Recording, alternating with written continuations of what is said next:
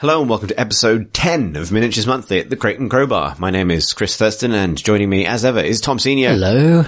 Hello. Hello. Hello. 10 months. It's 10 months we've been doing this. And we've now run out of Chaos Gods and that joke can die. Alas. Welcome to the infinite abyss of Malal.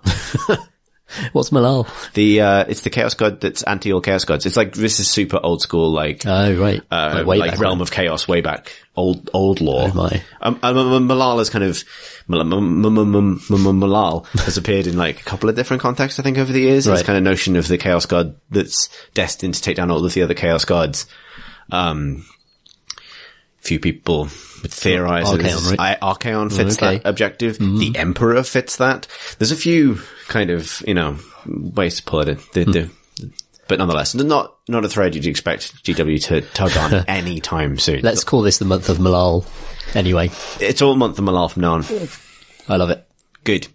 Right before we sat down, we thought it would have been a quieter month for news, and it kinda has in some ways. It feels like we're getting towards the end of the year, and it's been a very quiet year for AOS because of 40k. Yeah.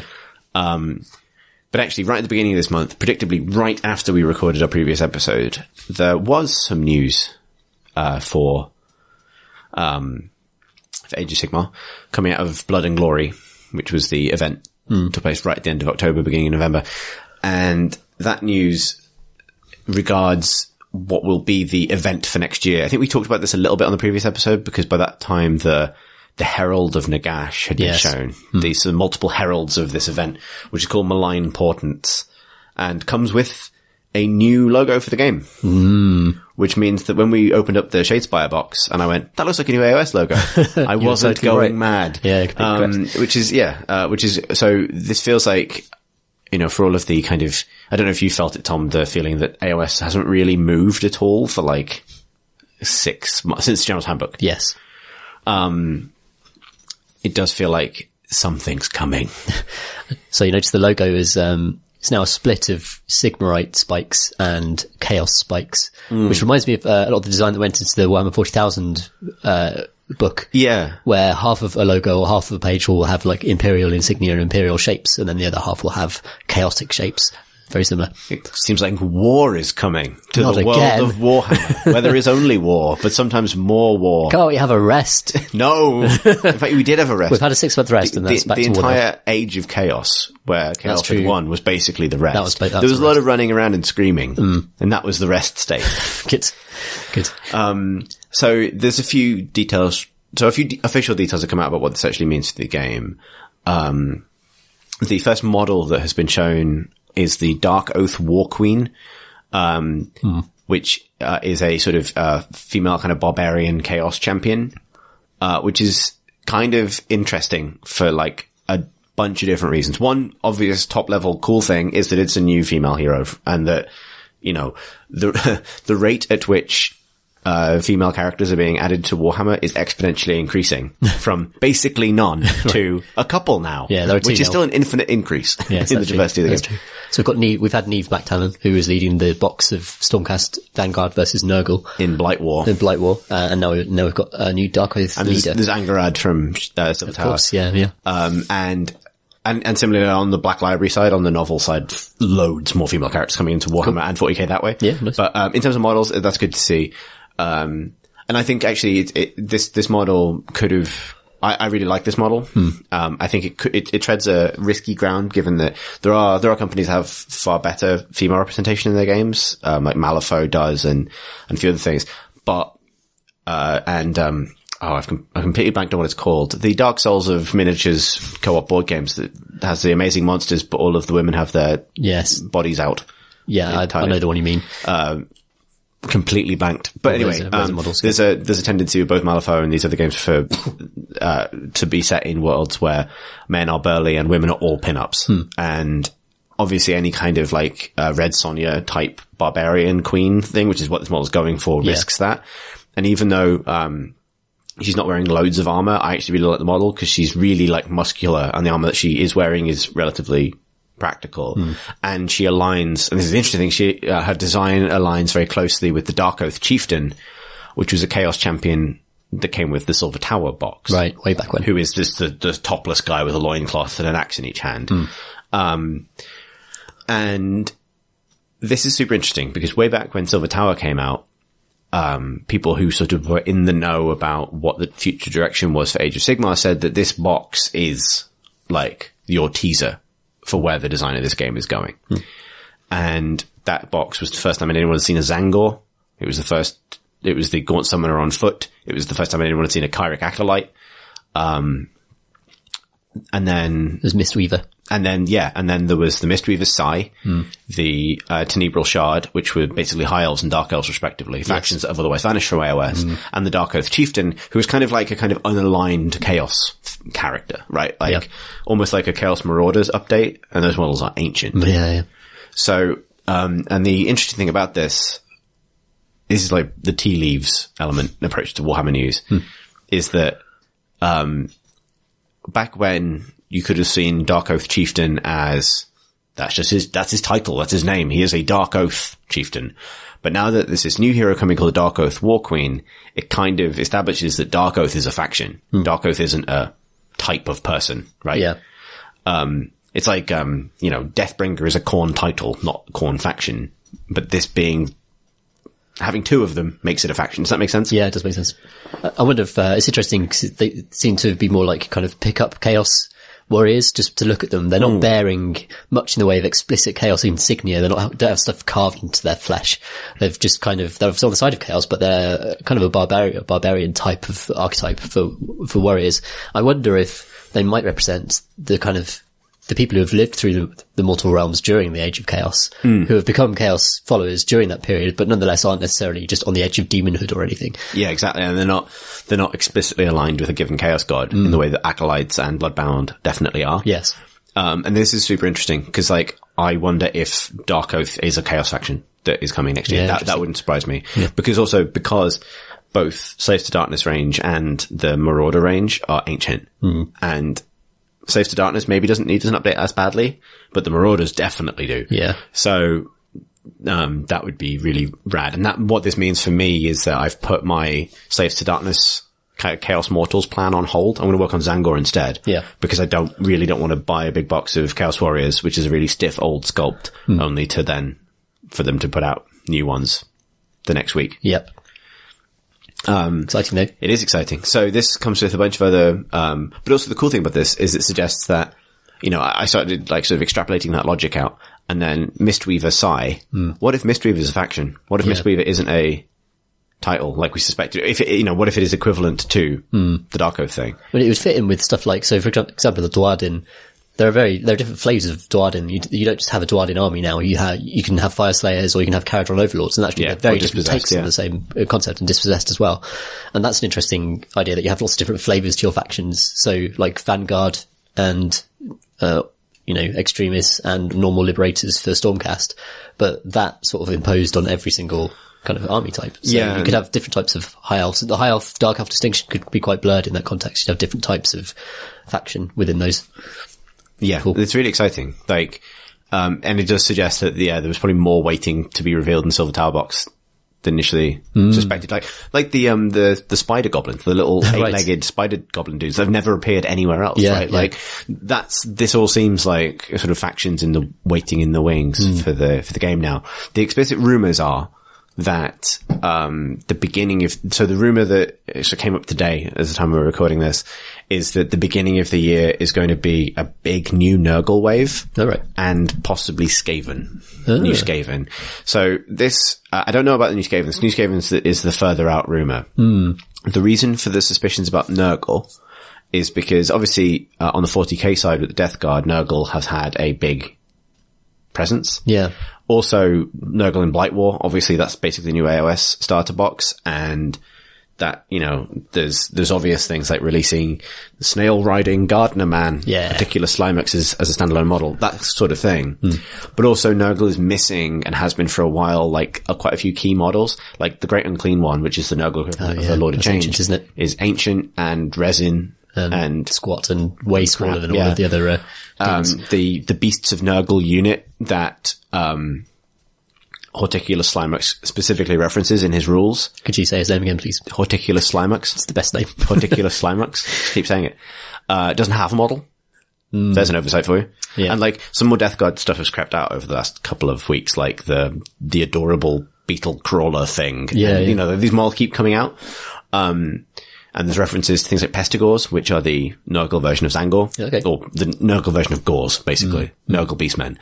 And so apparently, at the 40k open day last weekend, I think, at Warhammer World, somebody got a naughty peek at the Codex Chaos Demons book that is coming out in December or January.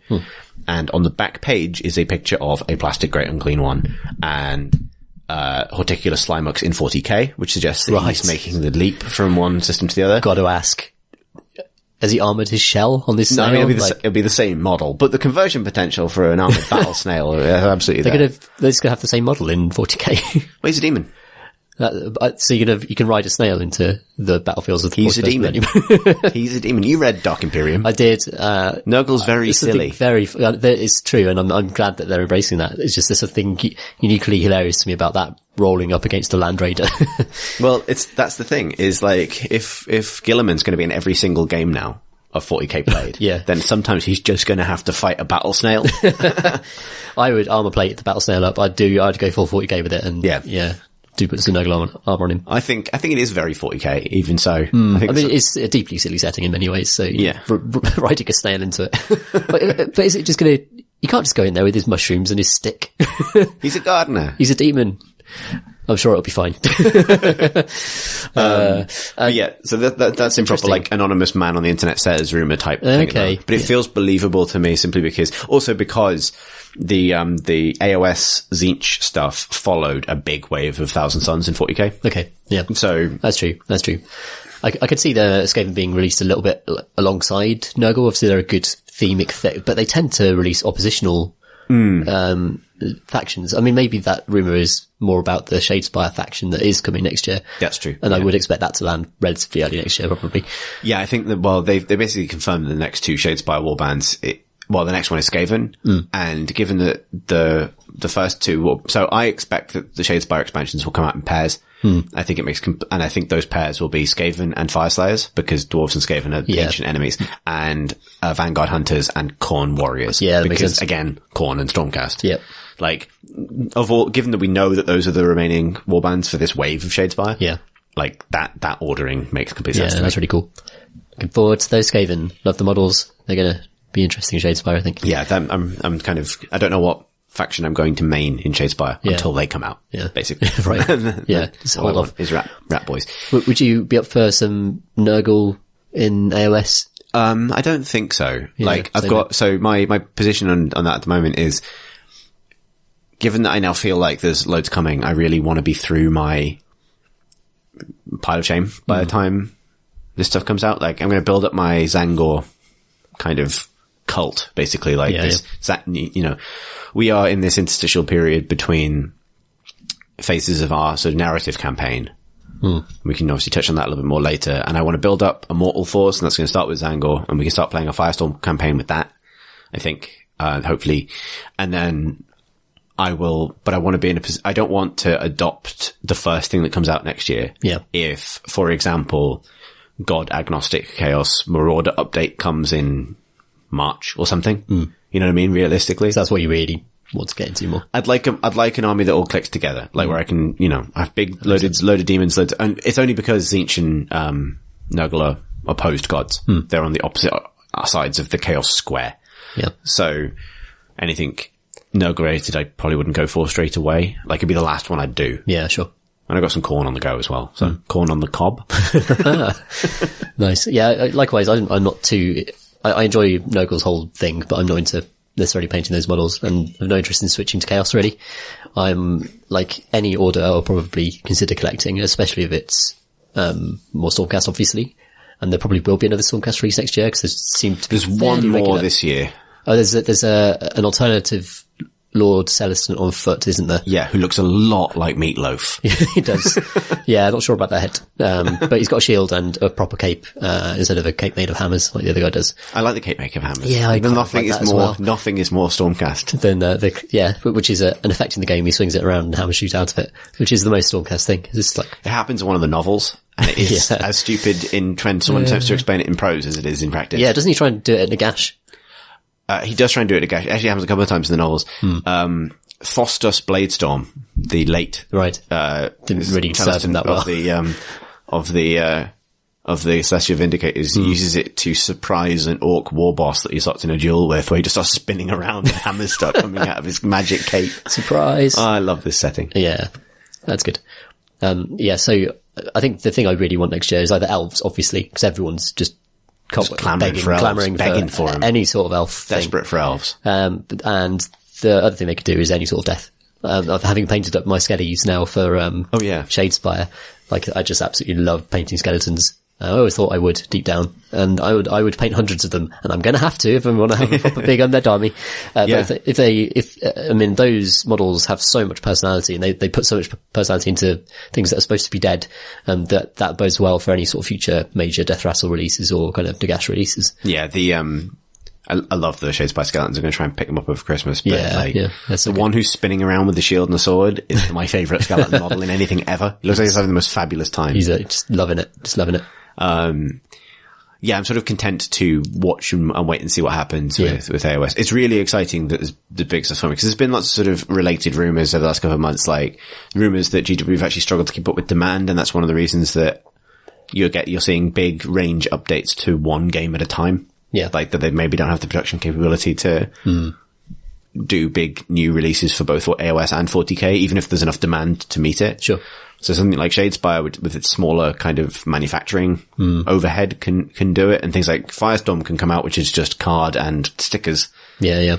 But new model ranges are a bit tougher, which is sort of good news, and you can imagine that there's a kind of building up ahead of steam if they do improve that pipeline. But given how occupied we've been, even with the most releases this year, it seems like if they, really turn it on next year, then, we've already got enough to paint probably with that, and we'll have, job even more. I think that's the other thing for me is I don't want the guilt of a bigger shame pile than I currently have, right? And I don't want to buy everything that comes out or feel like I'm constantly pivoting. Like I haven't really, I don't know if you feel the same way, like on the 40k side, we both sort of excitedly got the 8th edition big box, which is a super good box. It is. But I don't really feel like I've settled on what faction I'm actually going to do. Yeah, same. And so that big box, I'm going to paint my way through it and have a little Death Guard force and a little Primaris Space Marine force. But I don't know what I'll do with them then, Just have some nice Space Marines on your shelf for a bit. Yeah, which is fine. Yeah, that's cool. I think, I've really enjoyed painting the Primaris actually. They're really fun to paint. If they kind of start bringing out like new Inquisitor models and stuff and getting into that side of the Imperium, which is why I kind of really like the AdMech, because they are like deep into that side of the Imperium, that kind of Gothic, like the old fashioned Gothic look that, which is, I say old fashioned, the AdMech are a relatively new addition to the 40k universe, aren't they, in terms of a model range? The Skitarii are anyway. So like, if they update that range, I'll probably get into it. And if I was going to paint anything, as I said before, it would be AdMech with a combination of Primaris. But I'm having so much fun with AOS, and I'm really so excited about Firestorm, and I kind of know what I'm getting into with Firestorm and with AOS stuff, and I don't really know whether 40k will be as rewarding at the moment. I'd like to play some more of it. Yeah, definitely. Like, so one of the other big rumours going around is that AOS will actually get a rules update next year. Yeah, okay, which is interesting. Yeah. That like it won't necessarily be a general's handbook this year. It'll be an edition. AOS second edition. Cool. It's been 3 years. 3 years. Like it's probably about time. Yeah. Like, and AOS with some of 40k's new 40k's rules would be perfect to me. Yeah, I'd love more protection for commanders from shooting and that kind of thing. Right. Like that, I'd love that. Obviously rebalance the game around that. But, that'd be a controversial move. No, but it would fit. I think weirdly it would fit AOS better than 40k, right? Like, people seem to be working with that in 40k. Seems to be working. They seem to be using each game as a test bed for the other game, if you know what I mean. Like, they'll see how those changes go down in 40k and then probably adapt them to. Yeah, I'm impressed by how reactive they're being. Like, so the thing happening in 40k at the moment, I appreciate we talk about 40k less because we play it less, but Chapter Approved is coming out soon, which is basically the 40k version of the General's Handbook. Which is real fast. I mean, it's only months after the... Yeah, some massive points changes as well. Right. Like really big rebalancing acts, which is good that it's that responsive. I know I've said that before, but it's you know, a good thing. I think also partly because I have this big Tzeentch demon army, I don't feel a pressure to like rush into a 40k army, because if someone says, like, I mean, I was talking to my friend Will the other day, who's just got the core set and has just finished, I think, painting all of the Primaris side of it. So I said, come around and we'll play. Yeah. And I can do that because I can just throw demons on the board until there are enough. And we can do Space Marines versus demons. You and I could do Space Marines versus demons. And like, that's fine, right? Like, it's a game of 40k. I don't need, sure. I'm not in a position where I can't play, so I don't feel that pressure to dig deep down a particular faction right here. I love the setting, but for me, AOS is still capturing my imagination more. I'm enjoying the stories that we're telling with it at the moment for me. Yeah. And so, something that, maybe before we move off AOS to some of the news, but like, so I haven't finished yet, but I'm still reading Spear of Shadows by Joshua Reynolds, which is a novel I think I mentioned on the previous episode. But at this point in it, I would say I really, really recommend it for anyone interested in the AOS setting or who specifically wants to help kind of finding their feet in that setting. It's the best and most convincing exploration of that setting as its own thing I have read. That's good. It's genuinely, like, obviously we're talking like fantasy novels here, right? Like, it's not literature, but that's not what you want from it. It's like, it's a good, it's in the upper tier of Black Library novels in my experience with it so far. Yeah, that's good. It's one of the few like non-Horus Heresy books that I've liked as much as the Horus Heresy books. Yeah. But specifically, it does a really good job of making that setting work with all of its kind of mad, disparate elements and all of the bits that have been yanked out of old Warhammer and plonked into new Warhammer.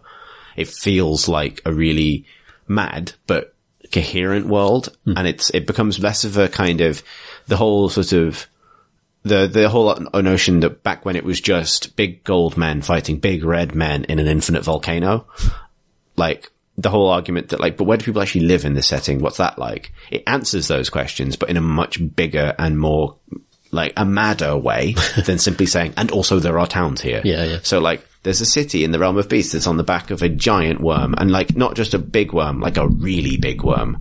Like, imagine a worm. Now imagine the biggest worm. It's that worm. Wow. And everything is made out of the worm's skin and hair flakes. And but it's a civilization. It's a Sigmarite civilization with its own library and its own way of worshipping Sigmar. And it just rides this infinite worm forever. And the worm just eats the world, and it's eating civilizations as it goes. And you say Sigmarites on the back of it? Yeah. They're just like happily... Yeah, they're just normal mortal Sigmarites. There's a big dock. That's where the Caradhran land to trade.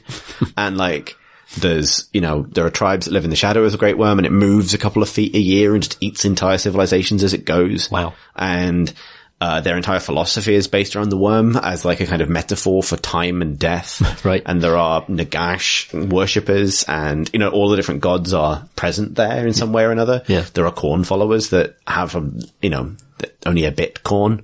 Like, it's really good. Like, it's a really interesting bit of cosmopolitan fantasy writing. And probably the first thing that has made me want to go like, wow, you really could actually run a pen and paper role-playing campaign in this setting. Yeah, okay. That's like, cool.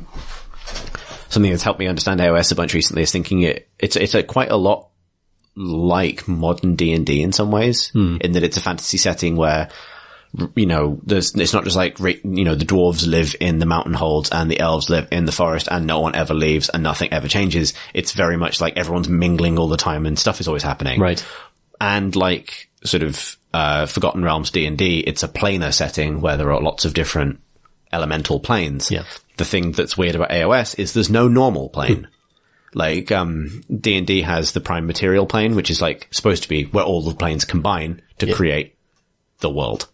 But AOS, the coolest way to understand it is it's like, what if you remove the prime material plane from D&D? So everyone is always somewhere that has an alignment. Yeah. So you're not in normal land, you're in the realm of fire now. Or you're from the realm of, you know, you might be living in the realm of beasts, but you're from the realm of heaven. You know, that kind of thing. Yeah, that's really cool. Yeah, that's interesting. That's really helped me kind of, and also it gives you so much freedom to kind of figure out your own armies and allegiances and stuff. And the book does a really good job of like, one of the main characters is a vampire, one of Neferata's kind of handmaidens, but she's on the good side and she's aligned with the goodies, and they don't, there's some sort of, expected kind of tension about that, but it's not just ruled out by the fiction in the way that it previously would have been. Yeah, I mean, you're watching this giant worm eat civilizations 2 foot at a time. I mean, a vampire doesn't seem so bad after that, does it really? I mean, it's just, into relativity terms, it's just, oh, well, drinks human blood, steals souls, serves Nagash, but at the end of the day, if you can kill some chaos, yeah. you're on board. There's references to like people kind of, changing sides as well. Like people go from worshipping one thing to worshipping something else. Yeah. There's a Khorne champion in it for whom Khorne wasn't that big a change. Like his people had no god and they loved fighting. Yeah. And then he does things for this other god and it kind of works out, but he's not very devout. He just likes killing things. And like there's a good bit where he's riding away from some sort of tribesmen who are chasing him and he really admires them because they obviously really care about fighting or they wouldn't chase him this hard through the shadow of a giant worm. And so he stops and kills all of them, like 30 of them. And then he regrets. He has this moment of like, shit, he shouldn't have killed the last one because he should have sent the last one off to return to his tribe and have kids. Because he's going to live forever because he's a champion of Khorne and can't die. So he needs that person to go home and have kids more enemies to make more. He has this moment of like the economics of the skull economy has been badly damaged by my momentary bloodlust, and I feel bad about this now. It's like he's keeping a herd of humans there. Yeah, exactly. Take skulls every sort of 30 years. Yeah. Your job, people, is to get really swole and then fight me. And like, I love that stuff. Like, I think in a post Game of Thrones world, I'm really ready for big, mad, people wrestling fantasy. Right. Like, wrestling is probably the place I'd go with. Like, it's like, yeah. Heel turns, faces, people on fire. That doesn't happen. Factions. Yeah, it's good. Works. And yeah, I think I definitely recommend it because you find yourself going like, oh man, our story, like the story we've been telling purely through the game, completely fits in this universe. Oh, great. Like, you know what I mean? Oh, that's really cool. Like, it feels right. You can kind of imagine that like your General Tantris is just out there somewhere, possibly a bit of an automata now, the amount of times he's been eaten or a little melted. bit broken in the mind. Poor Tantris. Is that what you think if he does come back in our new age, is he just going to be the robot man? I've got a plan for Tantris. Right. A Plantris. I've got a plan for Tantris. Sorry. He's coming back, but it'll be like a celebrity appearance, I think, with him. Right. I'm going to, for our next kind of adventure, I'm going to have a new general. The Vanguard, Lord Aquila will be a new character who will lead my new force. Oh, cool. Yeah. I'll have a new character as well. Actually, because of, I think I mentioned this in the previous episode, but listener Chris, who sent me Neve Blacktalon's head. Oh, nice. And I've since assembled the rest of the things I need for a scratch build, which is going to be not scratch awesome. build, a kit bash. Yeah, it's going to be my new general. That's a good head. She's got a good head. Someone sent you a head in the mail. That's where we're at in this hobby now, Chris. A head in an envelope. In fact, actually, someone sent it to Pip at work because really, because I asked him to send it there, and because we could guarantee it would get delivered. And Pip was very excited to get a present at work, but it was just a tiny plastic woman's head in a bag. So is this a threat? Someone's sending me a message. Oh dear. But many thanks for that. That's very nice. That's cool. Yeah.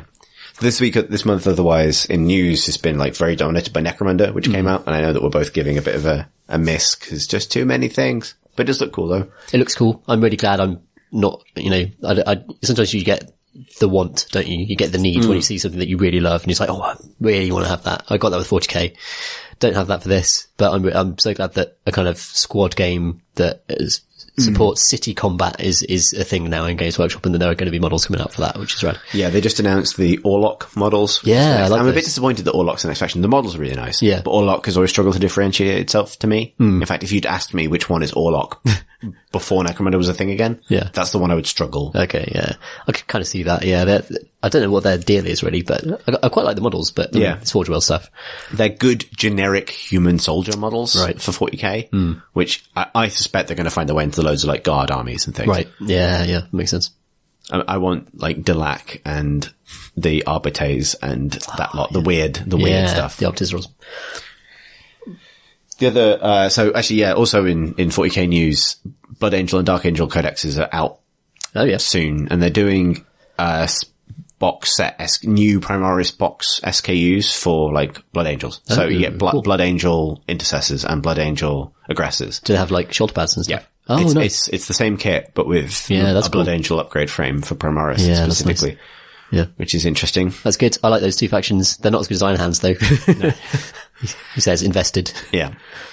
It is interesting. I've been torn between either Blood Angels. So I was in Italy last month in Milan. This is the stupidest thing, but being surrounded by that much incredible, intense, like, Catholic art and sculpture made me want to paint Blood Angels. Which is, I mean, there's an obvious through line there, right? Yeah. However, I don't know. I think partly it's like I've painted a lot of Red Space Marines in the last year. And so there's another of that. Yeah. Painting red without the shininess is the really deeply satisfying thing. I love painting red. Some of their best paints in the range are their reds. I like red a lot. It's a good paint. Yeah, it's lovely. Yeah, you're right. So I'm still thinking about that, but one of the things I've been painting this month has been Space Marine related. But yeah, and so those codexes are coming out, which is a cool thing. That is a cool thing. The other thing that was revealed yesterday, I think, we're getting towards the end of the news, Tom. I'm just trying to remember all of it. Yeah. Is a new, a HQ model for the, Adeptus Custodes. The big gold Emperor Space Marine Special Man. Not seeing that. Which is, Trajan Valoris, who I think is in the Dark Imperium novel. Huh. You know, the leader of the... Oh, he's kind of a dick, yeah. Custodes, who's kind of a dick, right? Yeah. He's getting a model. Okay, that's cool. As a HQ option. It's plastic, it's not Forge World, which is a thing, right? Like normally often these are Forge World extras. Yeah. He's got like a two-handed battle axe that's also a bolter. Because of course he does. Sounds about right. Yeah. Really nice sculpt. I'm gonna put a little guess. By the time this episode comes out, they'll probably have announced this, so bear with me, right? As the time of recording this on Tuesday the 28th. Yep. My guess is he's going to be part of another Triumvirate box. I don't think he's standalone. I think they're going to do Triumvirate boxes in January. Huh. That's exciting. And true. Here's my complete guess. All right. I think he's going to be with another Primarch. Oh. And I think it's going to be the Lion. That's my guess. Oh my God. Dark Angels Codex. Can it be? I reckon they're going to add Nick Primarch to the game. Yeah, okay. That makes sense. It's definitely, I mean, I expect it fully to happen bit by bit, even the ones that are supposed to be dead. Like, there are so many easy ways to resurrect them in 40k. Not Sanguinius. I don't think they bring back Sanguinius. You think? Because he solves too many of their problems, doesn't he?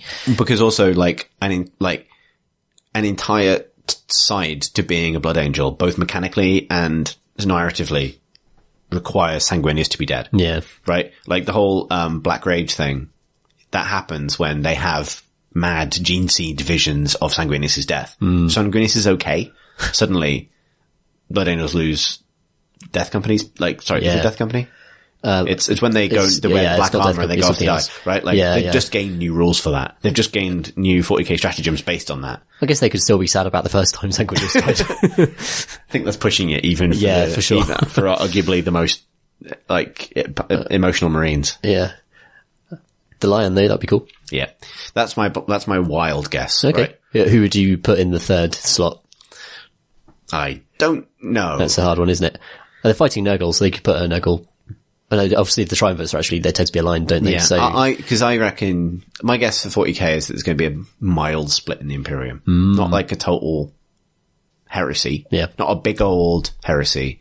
But given that this guy, Trajan, is such a dick to Guilliman about Guilliman's methods. Yeah. That, like a more conservative Primarch. A Primarch who models himself after the Emperor because he looks a lot like the Emperor. Perhaps, such as the Lion, would be a really interesting other figurehead. Lionel Johnson, back again. Lionel Johnson versus Robert Gilman. I'd like to see that. Yeah. That's a complete guess. Okay. Well, people can hold us to that. Yeah, indeed. You know, I've recorded it on the internet. So, yeah, and then the final thing I wanted to mention before we wrap up news, because I appreciate I feel like it hasn't been a newsy month, but there's loads of stuff, is I think it might be worth talking about the Battle Force boxes that they've just rolled out. These like their Christmas deals? Yeah. Have you seen these yet? what they are for this year. I've not seen the specifics. I remember seeing some leaked details about Yeah, they're doing it for pre-order last week. Okay. So they're up now. These are the £100 boxes. Yeah. They were very good last year. They were good last year. They're good this year. So it's worth talking about because I think for people who are maybe like about to make the plunge in a big way, like there are going to be people for whom Shadespire is their way in or has been this month. And then they're on the slippery slope now. They're picking up speed. They're approaching a main road. There's training wheels have come up the little bicycle they're riding. They're doomed now. And they're ready to make £100 kind of army purchase. It's a big drop. It is a big drop. Each of these is about, I did some maths. Each in AOS, all of the AOS ones are about a 1,200 point army in a box. Nice. Which is, apart from one of them, which is closer to 800. I can't remember which one that is. Might be Tzeentch. So the boxes are, well, the Stormcast one is interesting. So the Stormcast is basically the entire Vanguard range. Yeah. But with the weird addition of like 12 Gryph-hounds. Yeah. The best things. There's like no Aetherwings in that box, apart from the one that's like the Vanguard. Yeah, so there'll be 3 of those. And then 12 doggos. Yeah, and I didn't realize you have to pay individually for them. They're 40 points each. They're terrible in the game. Yeah. The points. It's like 480 points of dogs. Like that's one of the reasons that's a 1,300 point army. Right. Because it's like 10 Vanguard Hunters. And some dogs. 3 Paladors. 3 Long Strike Crossbows. The Lord Aquila. And then 480 points of dogs. Holy moly. God, that's a lot of dogs. Is it just too many dogs? 400, hang on, how many do you 12. Get? Yeah. Damn. Why? I mean, I would run it. I think it's 12. It might be 6. I think it's 12 though. Yeah, I mean, that's an excessive number of dogs. I'm tempted now though. You said that. I mean, I'd love to run loads of dogs in games. Like, I've had so much fun running them in Path to Glory, with Jim. Like, they're not very good, but they're actually kind of funny. And their attack and dart away ability means they can be quite a pest. Not for 40 points each, obviously, which is that's insane. Which is insane. It's just madness. But maybe they get repointed at some point next year. Yeah, given that a Blood Reaver, a Khorne Blood Reaver, right. 6 points each. Right, yeah. That expresses that a dog is worth, well, actually, maybe I agree with this. Like a dog is worth about 8 people. I mean, generally, yes, I'd go with that. Was it 2 attacks? It's got 2 wounds. Doesn't have a save, obviously. He's not wearing armor. Apart from the leader, which has a hat, which is adorable. Doesn't confer a save, sadly, but the leader of the Gryph-hound champion. I was genuinely amazed because I was trying to find the points values to do this properly. I was like, hang on. Yeah. I can buy these individually at 40 points. It's ridiculous because, you know how they sell blister packs where you get like a Castellant and a dog. When you actually put them down on the table, you have to pay for the dog separately. It doesn't come with the cost of the Castellant in terms of points. So you have to pay like 120 points for your hero and then 40 points for a stupid dog that doesn't do anything. Which I will pay. There must be some reason for this. Because there's a lot of them in that box. Yeah, well, maybe it's an easy way to push the points value up in the box. I don't know if they even think about it that way, to be honest. They're really fun to paint, and they are nice models. Yeah. And that range is awesome as well. Like, there's some of the best models in the Stormcast range are in that box, for sure. Yeah, it's interesting. Like, I feel like for you've probably got all the things you want from that box. Yeah, there's no need for me to, I mean, I've got enough Vanguard from last Christmas, to be honest. If I got another, there's no way I'd paint it all, frankly. As much as I'd love to have 6 of the cavalry. Because they're just crazy. Their ability to move 4d6 across the board in mad charges is really cool. And goes really well with Neve Black Talon, who is one of my favourite rules with that. Yeah, and I hope they release, just the archetype of that type of hero. She's like a type of hero, isn't she? She's a Vanguard assassin or something. I can't remember what she's called. A Knight Zephyros? Yes! Yeah, nice. That's it. Oh, it was like, it's like a wind word, but also a little bit like bullshit Latin. Zephyros, there you go. A Knight Zephyros. So you can imagine running 2 of those with 2 squads of 3 bird cavalry, and then just like smashing them across the board and having your assassin jump out in their wake and try and kill stuff. And that's a really cool idea for an army. Yeah. I love that she can basically enter hyperspace via the slipstream of a hench fantasy chocobo. Yeah, I imagine her grabbing one of their tails and just kind of like surfing through the ether. Yeah, what a game. The Tzeentch box is a little bit, not underwhelming, but like, I really don't need anything that's in it. So it's a Zangor Shaman, 20 Zangor, 20 Karak Acolytes, and 3 Skyfires and 3 Enlightened. But functionally, that's 6 Skyfires. It's a good army. It's a good core. It's a really good core. Like, it's basically my entire pile of shame. Right. Like, if you remove the Kyric Acolytes, that is literally my pile of shame. So I could just spend £100 on an additional pile of shame. Got a pile of shame? Double it for £100. So I'm not going to do that. Yeah. But yeah, it doesn't I really like these boxes when they feel like they have a theme, like more than just a faction. Yeah. These just do feel like, here is the entire range. That's what I liked one of everything. I liked about the ones where they're mixing Stormcast with old Empire models. Boxes. Yeah, they were super nice, and I like that. Yeah, so those are still available. Yeah, you just get a bunch of Stormcast and then a bunch of just old but still good Empire, like cool Empire heroes and Empire like infantrymen and stuff. You also get like one of them has dwarves, one of them has dark elves. Like Yeah, really cool idea. Yeah, these all feel like there's the Kharadron one, which is like the big boat, the little boat, 10 of the men, a hero, and the balloon boys. Oh yeah. And again, it is just like one of everything in the range. Like not everything that, you know what I mean? Like it feels a solid army. It's a nice box to start these feel like very much like starting points. Yeah. Like you buy this, you have this core of something. Yeah, it's cool. The 40k ones are pretty good as well, but again, that's just a big old hole that I'm not falling in. Yeah, same. There's, that pretty much does it for new stuff, at least for now. Although I suspect, I think there's some stuff being announced in early December, so probably by the time this goes up, we'll be miles out of date. But I imagine they'll be teasing the new year as well in some ways. Like they did a very good teaser video at the end of 2016. Yeah. Which hinted at a lot of the stuff to come in 40k. No one's emerged from a bin holding a plastic Magnus yet. No. There's still no Plastic Sisters. They were teased at the end of yes, they were. Yeah. Someone's going to emerge from a bin holding a plastic Lionel Johnson. I will not be satisfied until that has happened. Well, we'll see. So what have you been up to this month, Tom? What's your month in hobby been like? So I've been mostly painting small projects, which has been lovely actually. It's been so nice to just paint some Shadespire warbands that are really nice projects because they're so limited and the end is always in sight and you can actually lavish a lot of attention on each one knowing that, you know, it's going to end one day, Chris. Like when you start a Shadespire warband, it's going to end one day. And I've painted almost all my skellies, only the rear of the cape on the general to go really. The rest of them are pretty much done, I would say. That's been absolutely really so much fun to do them because they're such amazing models for a start. They're so characterful and just painting bone is really, really fun because you can't fuck it up. Because I've been painting two things really. I've been painting those guys.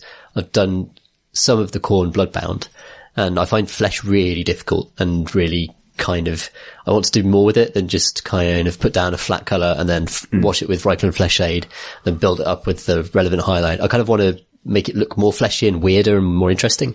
But that's like much, much harder. Whereas with lovely bone, the bone paints are very good. They only take like a couple of layers, whereas stuff like the paler skin tones take many, many layers to actually get them up to quality. Means that you can get a nice finish on the bones, and I've really enjoyed painting their red capes. Because I was saying earlier, the red paints in Games Workshop's range are absolutely beautiful. They're really lovely. They cover super well. They're tonally just so well matched. And I like to start with a mix of Khorne Red and Rhinox Hide. And Rhinox Hide is actually a very dark kind of chocolate brown. Yeah, or almost orange. Yeah. Oh, Rhinox Hide? No, sorry, not Rhinox Hide. Yeah, I was thinking of Doomball Brown. Ignore me. Rhinox Hide is super dark. It's like colour of soil. And mixing that with Khorne Red, which is very, very deep, almost purpley, kind of rich, winey, colour of red. And when both those go together, you get almost like a velvety, deep shade. And that's such a good starting point. And that makes capes especially look amazing once you've built them all the way up. So once you've got your kind of 50-50 mix of Rhinox Hide and Khorne Red, then you can start kind of going up through the Games Workshop spectrum of reds. And as you do, I think there's one called, is it Mephiston Red?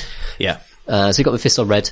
That's, I think, the next one up. And then you start getting up to your almost orangey colours with very, very slight, small highlights on it. And once you've gone up through that entire range on a cape or on a cloak, it looks absolutely so deep and lustrous and beautiful. And so I've just had so much fun just building that up on my undead. And it sets off against that bone white so well as well. It's just such a great colour combination. So all my heroes have that red bone thing going on. And then you've got 3 petitioners in that warband who are just rubbish. They're total kind of trash that you use to capture points and get in the way. And, you know, they're interested. They're pawns, basically. Yeah, they're walking obstacles. Yeah, pretty much. And so I decided to do them in a different thing. Like they're kind of, they're called petitioners because they're petitioning Nagash for favour, essentially, and they want to become, want more of Nagash's power. They want to, grow in stature as the undead. But they're just wearing like a different colours. They're wearing like a deep purple, which is like, is it Nagaroth Night? Yeah, I love that paint. I use that a lot on my Tzeentch. Super nice paint.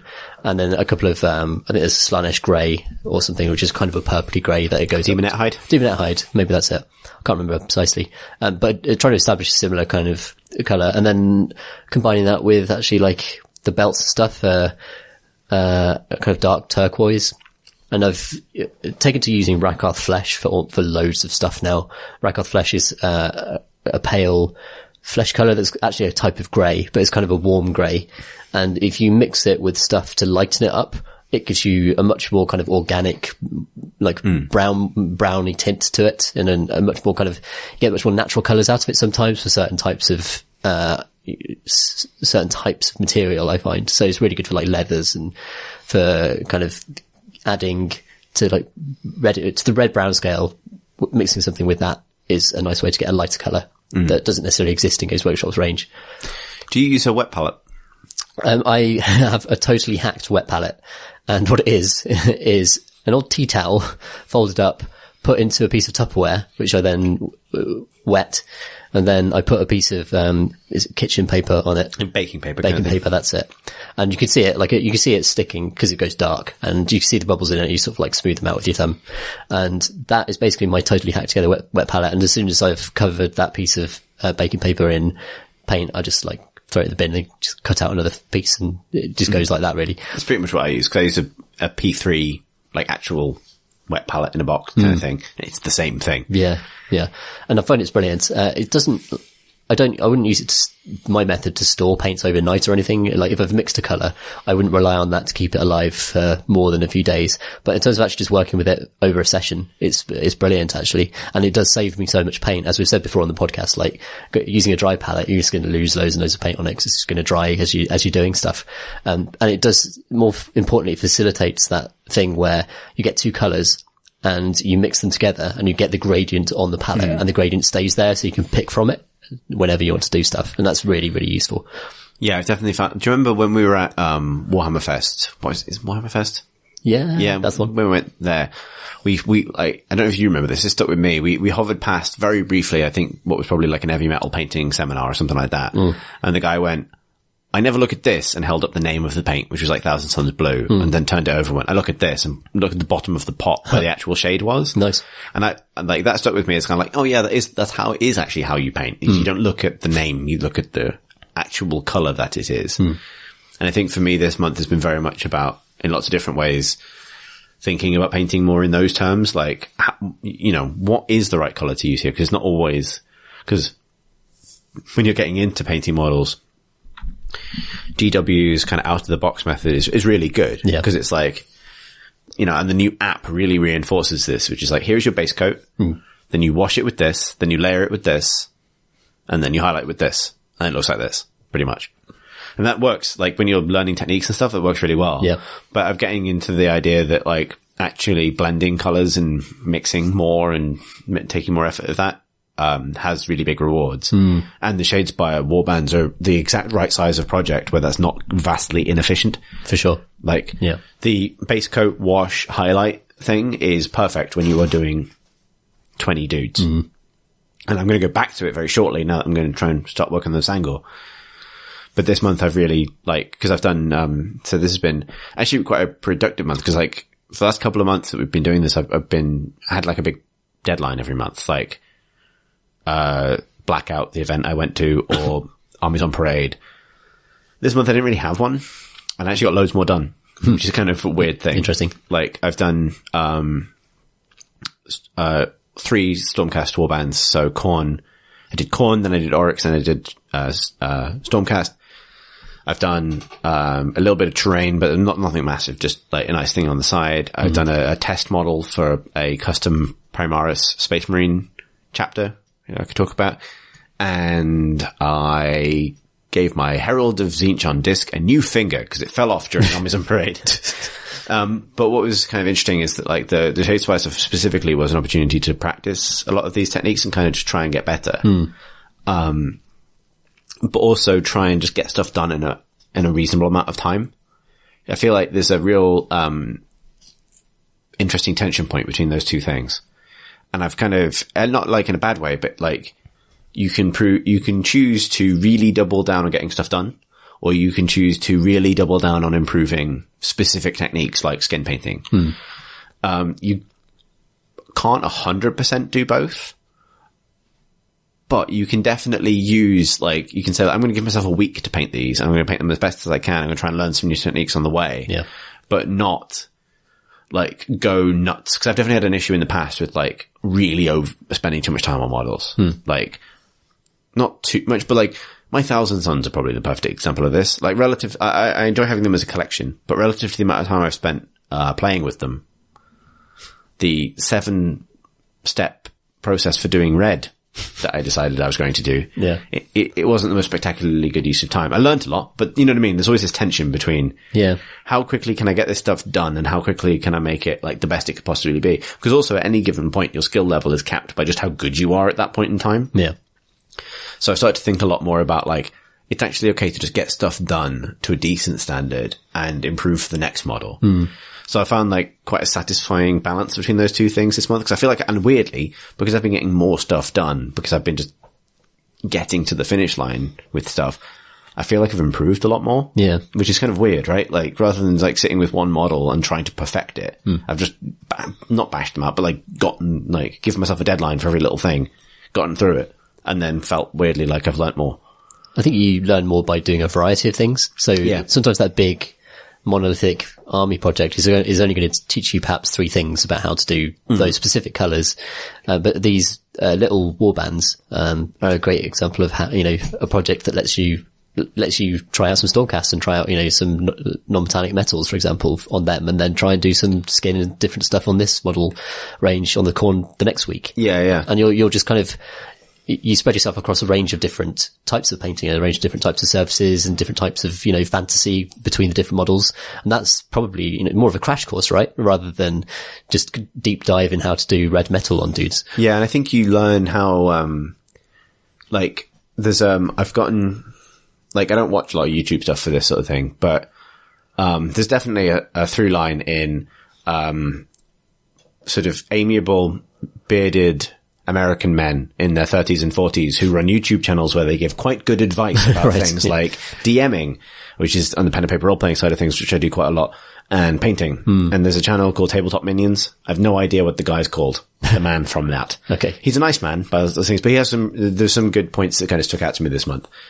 One of them, which is that when you reach your kind of plateau as a painter, not in a bad way, but you just get to a point where you're not improving loads. The one thing you do is get faster, which is really satisfying. Oh, yeah. Because suddenly you're just getting through stuff and you have more stuff to play with, which is, that helped me be more okay with the fact that I don't feel like I'm progressing by leaps and bounds, but I am getting stuff done and I can show up to my next Shadespire session with 3 warbands that I think are all pretty well painted. So and that feels good because it's I've gotten it done. Yeah. The other thing that has really helped me this month, I've got quite a few tips, I think, of most from my thinking this month, because every project I've done, and you're completely right. Everything teaches you probably a certain amount of stuff. And if you get 3 very different projects done in a month, you probably learn more than you would painting an entire army. Yeah. Everything I've done this month has kind of handed off some knowledge to the next thing.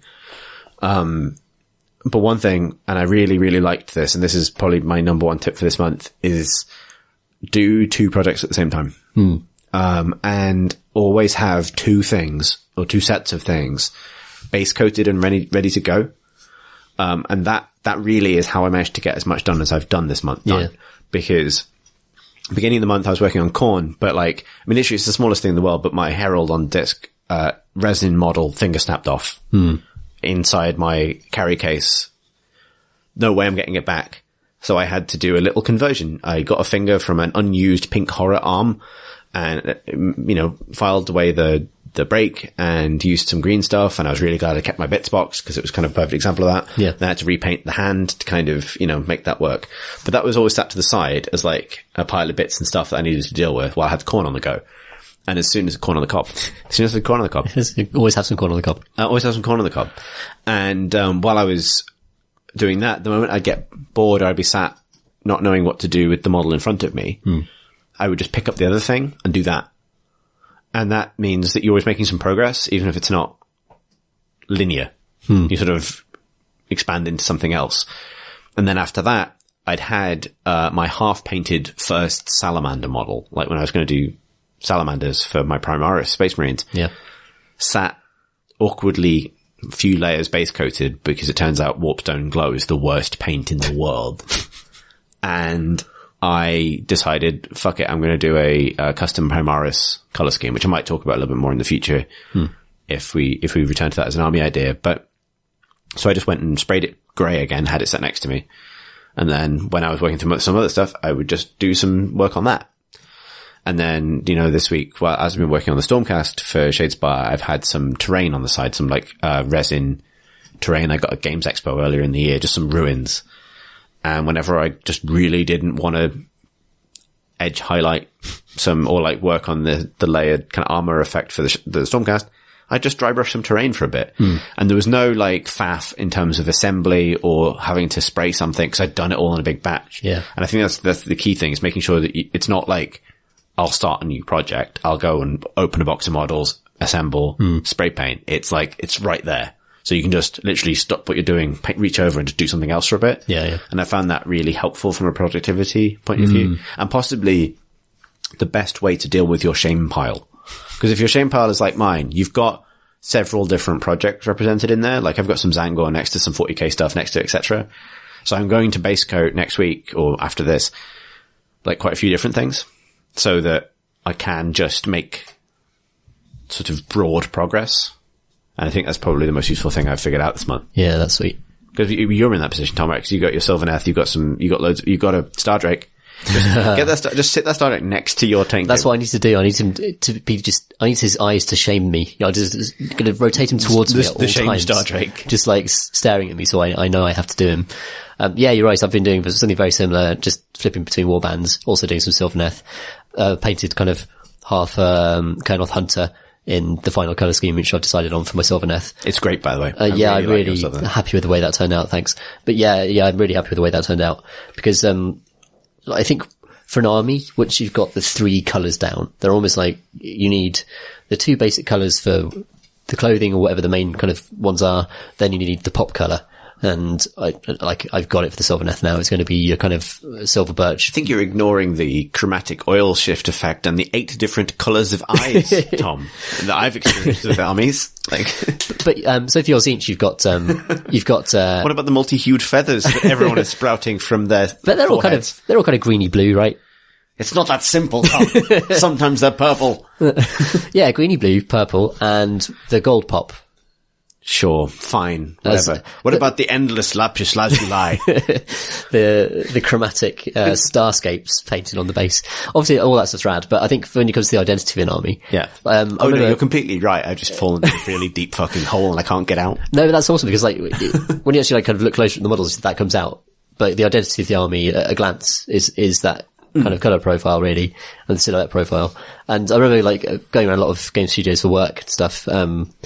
You see artists do kind of little chevrons. So for a faction, they'll just have a little it'll be a little rectangle and most of it will be a primary colour. Then there'll be sub colours and the entire colour identity of literally an RTS army, that I was at a studio for, in fact, a Warhammer 40,000 game, where they'd condensed the identities of the armies into these colour chevrons and that just so that they knew they would differentiate them. They knew that, this is the identity of the army in one kind of swatch, basically. And that certainly applies to Warhammer painting. That certainly applies if you're trying to create an identity for an army, just a few main colour combinations that are consistent across the whole force. And you can have some variations within that, but as long as those are nailed down and those are good, and that on some test models they look good, then it's gonna extend out to the rest of the army. And that's where I'm at with my Sylvaneth now, where doing that Kurnoth Hunter is confirmed that silver birch bone tone goes well with that red and bone tone. And that the pop colour on my dryads, these quite bright yellow autumnal leaves, goes well with both of those, and like those three will see me through, even if I add bits of green in there and bits of other things. Yeah, it's really striking. Like, just one of those things, just like you see it immediately, you kind of get it, like, and then it looks really good. That's test models, really, just like painting lots of dryads to slightly different tones to get to that. Yeah, and like it's possible for that to like not work as well, and like not have to make adjustments is. Yeah, and then you just try again a different one. I mean, I remember when I was first thinking about my Vanguard, I was thinking about doing like a reverse color scheme to the rest of my Stormcast and having them have blue armor with like gold trim. Right. And I did a test model. I bought a £10 box of the 3 libs that you get, the really kind of easy fit ones, just to test techniques and stuff on them. Really, and that's actually something I'd recommend doing. That'd be my tip for the week. If you're it's cool to have test models, and they're pretty cheap, and you can just strip them and paint over them, and it doesn't really matter if you're not really intending to put them on the table. And yeah, so I tried this reverse color scheme. It just looked fucking awful, so I never did that again. But if you reverse a Hammers of Sigmar, don't you just get an ultramarine? It looks a bit different because Cantor blue is so different, right, tonally to ultramarine blue, which, as I've said before, I just dislike that tone of colour. My favourite ultramarine armies shift them closer to Crimson Fist. Obviously, Cantor is, Crimson Fist character. Pedro Cantor, yeah. So that's, I mean, part of me wishes I'd gone with Crimson Fist for my Primaris, I just love those colours. There's still time, it's true. I painted like a couple of squads of them now. Okay, there isn't time. There isn't time. They look cool though. I like the look of the Black Iron Fist Space Marines, but yeah, maybe one day, Chris. So, one thing that I did want to share as a technique, like I don't know if it's a perfect technique, but it's gone pretty well for me. Is like you talked about painting flesh earlier. Like, I approached my Khorne for Shadespire as a flesh painting kind of. I'm going to try doing this differently. Yeah, like exactly what you just said. Like I'm not going to do the base coat Reichland wash thing. And I'm really pleased with how they've come out. But what was interesting is because I've read a lot about like how different miniature painters do skin. Yeah. And I've ended up on it with a system that I'm pretty happy with. And more importantly, feels like you can get decent results with a similar process regardless of the skin tone.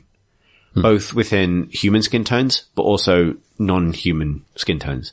And the reason I think this works is I used exactly the same method for my Khorne, who are of a variety of ethnicities, and my orcs that I did immediately afterwards, who are all green. So the method that I found, and I think this is again due to that idea of like looking towards the tone of colors rather than specifically what it says on the tub and what the tutorial says to do. So, the way I do skin now is a base coat of whatever the kind of median skin tone is going to be. Not the darkest tone, because typically you build up from the darkest tone. Yeah. But like, whatever color the skin would be under neutral light. And obviously it's helpful if this is something that comes out of the pot, that color, right? Which is, it's been so far. And often this means a few extra thin layers, because often you're painting a brighter color than you would normally want. Over gray. So, I use sort of, Gorthor brown for like a kind of medium tanned skin. It's on my Stormcast dude and on a few of the Khorne. Dryad bark for darker skin and Rakarth flesh for very light skin. And then I make a glaze out of whatever that base tone is, Lahmian medium and Khorne red. But specifically, and because I've tested this in a few different ways, the glaze is not just the skin tone plus red. It's the skin tone plus whatever color the blood is. Right. So for Tzaangor, I'm going to do this slightly differently, but for orcs tend to have red blood. So it was green and red, which makes it sort of like muddy brown. Yeah. But it makes it warmer. Basically, it makes a warmer, redder version of the paint you just used, because that's what happens when you mix red. And then, you glaze that, which, makes them a lot pinker, basically. And then intensify the red slightly, which can just mean thickening the mixture, like it can just mean less Lahmian medium. And painting that into the shades, into the recesses, but also anywhere on the body where blood tends to pool. Like if you look at pictures of people, you can, things like earlobes and, sort of around the sides and flanks and, in sort of between muscles and like where, in hands, like places where pinkness or redness tends to sort of settle into humans. Like this can be harder with darker skin tones where you can mix in a bit of purple instead. But it actually works pretty well regardless. So the proportion's right. And then I'd mix that base skin tone with a bit of black, which makes a much cooler shade, like a cooler kind of shadow. And then I painted that in as a glaze into like armpits and crux of elbows and anywhere where it's partly shadow, but it's also partly like, but also eyelids and lips, which tend to look right as a kind of cooler shade. And then highlight it back up again using that same base skin tone, which kind of pulls some things through. And then mixing that base skin tone with whatever color the light is that they're being affected by, which is usually white or bone. So like that'll be at that point like Gorthor brown with a bit of Screaming Skull. Yeah. Like something like that.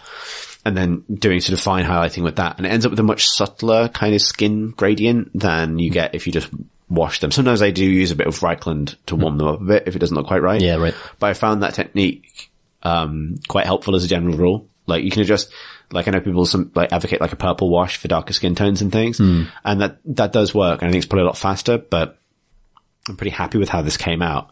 And it creates warmth in the right places on the model. But also the interesting thing was I applied exactly that method, including, making a glaze with the color of blood and that kind of thing, to orcs. And I'm really pleased with how that came out. So hopefully it's a relatively transferable way of doing kind of subtle skin. Like it's not that kind of hard, like the old thing you used to get when you saw like pictures of like Catachan Jungle Warriors in White Dwarf, where it looked like every single individual man was like a bag of tomatoes that had been like, spray painted like cream. That wasn't a good analogy. That's a strange thing to do to a man. The musculature is so exaggerated that's kind of what I often struggle with when I'm painting the skin, because I don't know, like edge highlighting doesn't work in the same way when you're working with lots of bulbous forms like that. Yeah, you have to kind of follow the light rather than, because skin reflects light slightly under the surface of the skin as well, so it's a much more diffuse across the thing. Unless you are Severin Steelheart, the leader of the, who is basically just like he is the patron saint of cheekbones. You can just do a fine edge light highlighter along his fucking cheeks, and that's fine. That's the only thing the light touches. Yeah. But yeah, I found that super helpful, as a sort of general approach. I just went real deep on that stuff this month. So because after the Khorne I did, the Oryx, who were a delight to paint. They're big, flat surfaces that you can paint big, simple shapes on, and everything's really easy because the idea is that armor has been painted by orcs. Yeah, if you go slightly wrong, an orc did it. Exactly. And then the Stormcast, which, like you said, was a kind of experiment in, I wouldn't really call it non-metallic metals so much as like painting a reflective surface. I'm pretty pleased with how they came out, but that again was just lots of wet blending. Yeah. Like, it's, not going overboard, but also trying to be smart about how to highlight and shade a given color, which is just a practice thing. Like there's loads of purple, even though they have turquoise armor, there's loads of purple because it's a good, cool recess shade. Yeah, nice. Cool shades. I do like purple. I like using purple as a low light. So yeah, that's been an interesting one.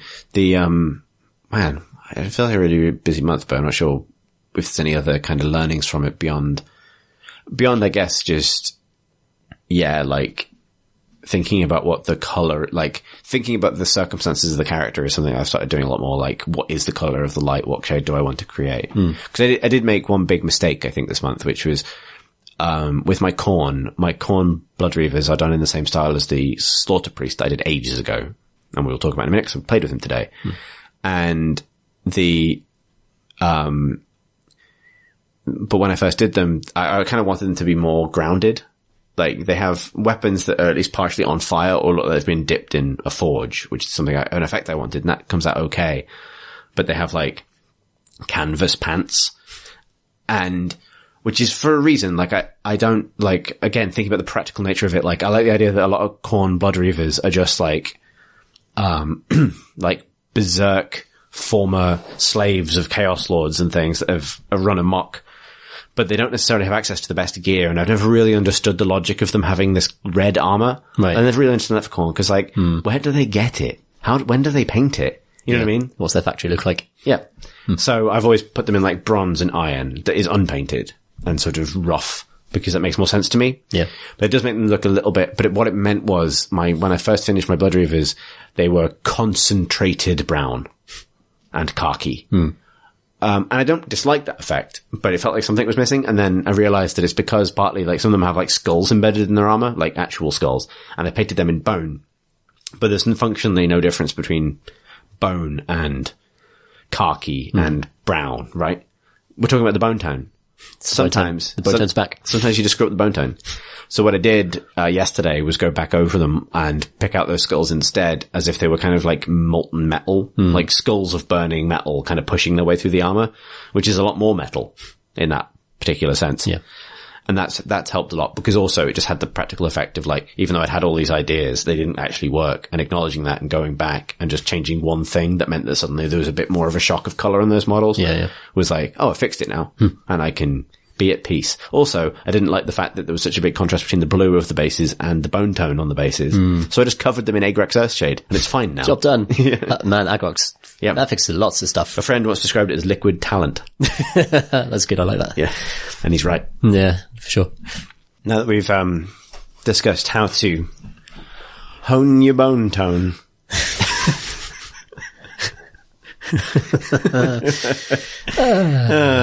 Should we talk about what we've been playing? Yeah. Well, what we've been played today, in fact. What we played today. Well, I mean, you've had a bigger month you finished your Path to Glory campaign. We should touch on that briefly. Yeah, I think, I don't think I'd finished the last time we did this. No, you hadn't. No, we did, Chip and I did our final battle, and it was a brutal smash. Lots of people died. Did Tantris die again? Tantris, I believe, got eaten by a Terrorgeist again. He got swallowed whole by a Terrorgeist, quite a few battles ago. And at the end of the thing, you kind of roll for what happens to your main characters. And Tantris, became like mentally scarred by this.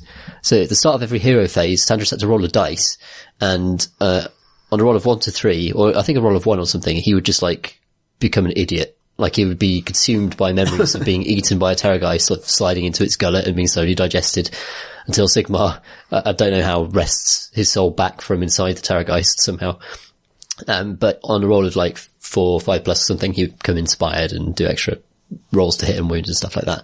So his awful time in the Path to Glory was reflected in the rules for him.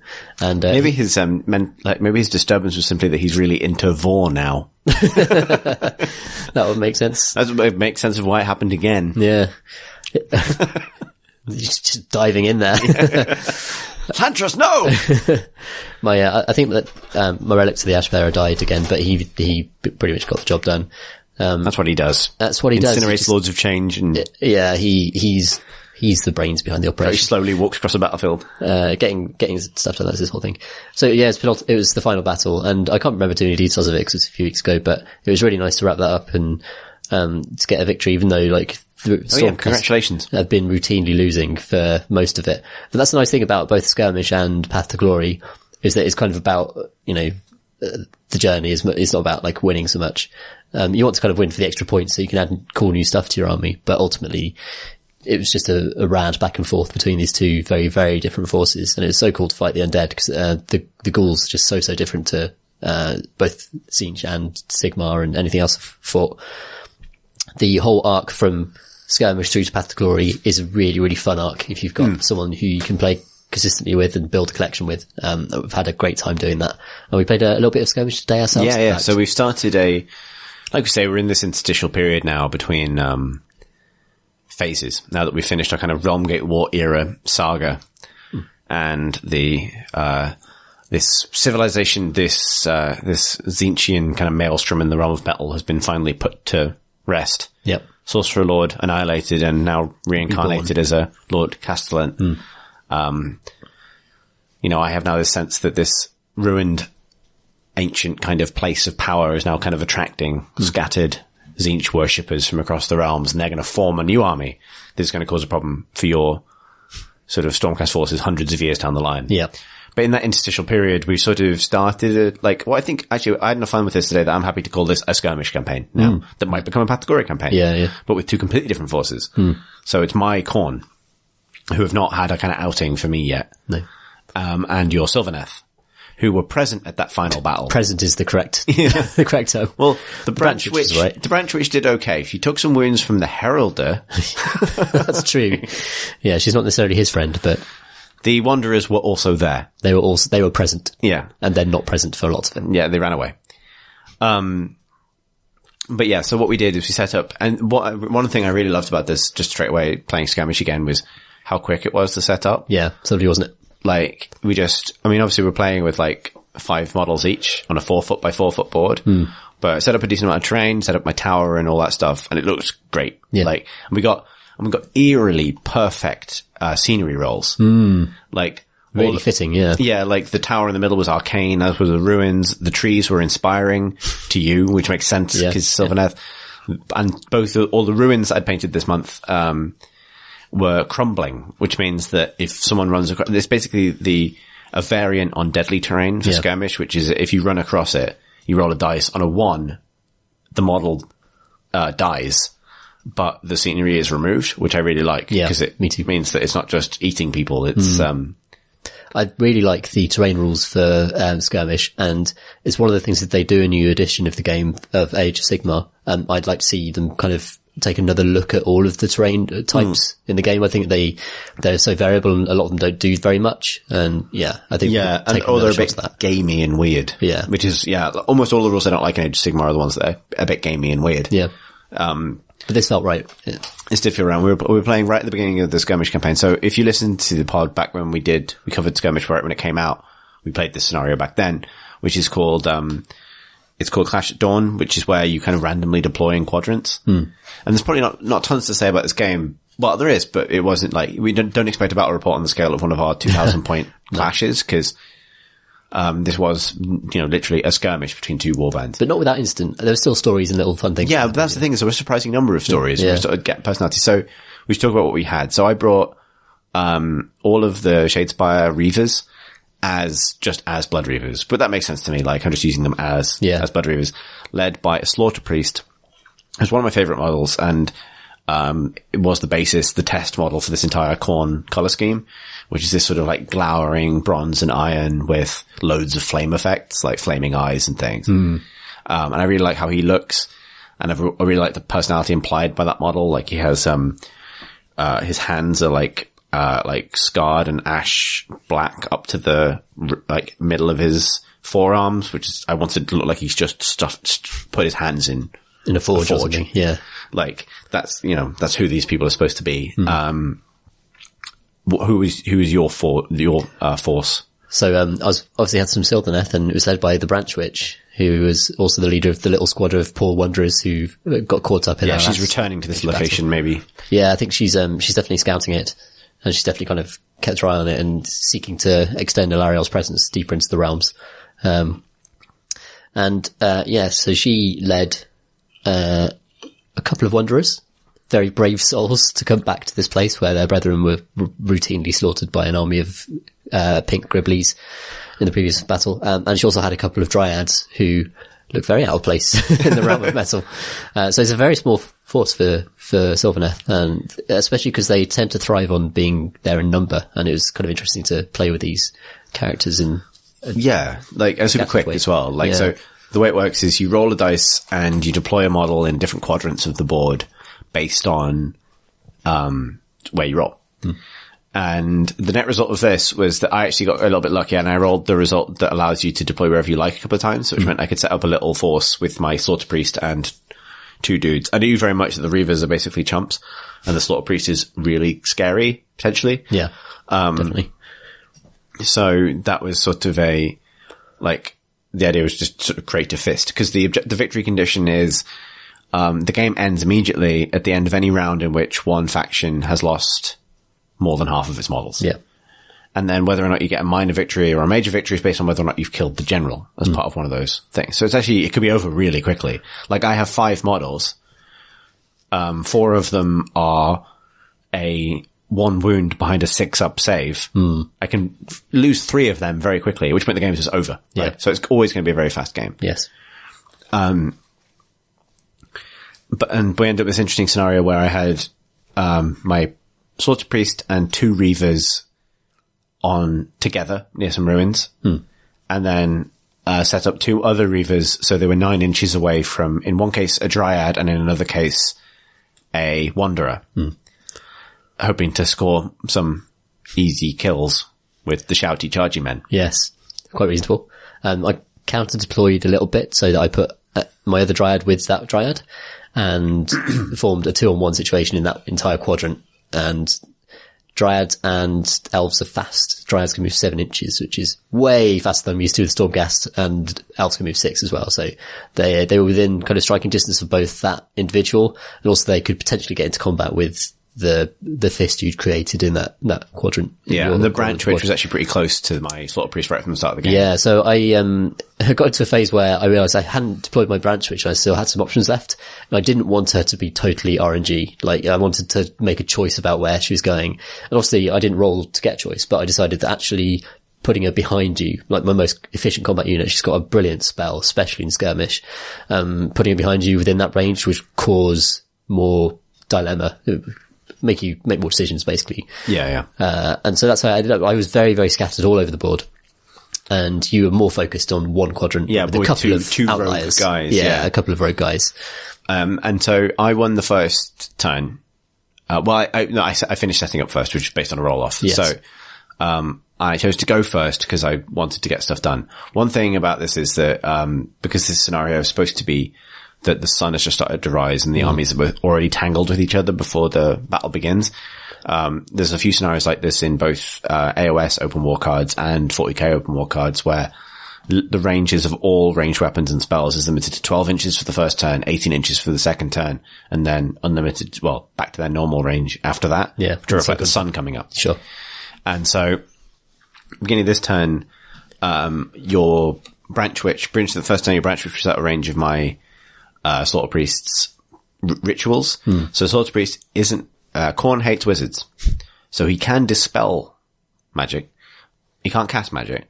What he does have is a ritual mechanic, which is kind of interesting, where it's a bit like the, Lord Relictor's prayers, where you have 2 spells to choose from. One forces your enemy to run towards you, which is pretty cool for Khorne. Yeah. The other does D6 mortal wounds, which is kind of nuts. Like, I'm used to this from a Tzeentch point of view.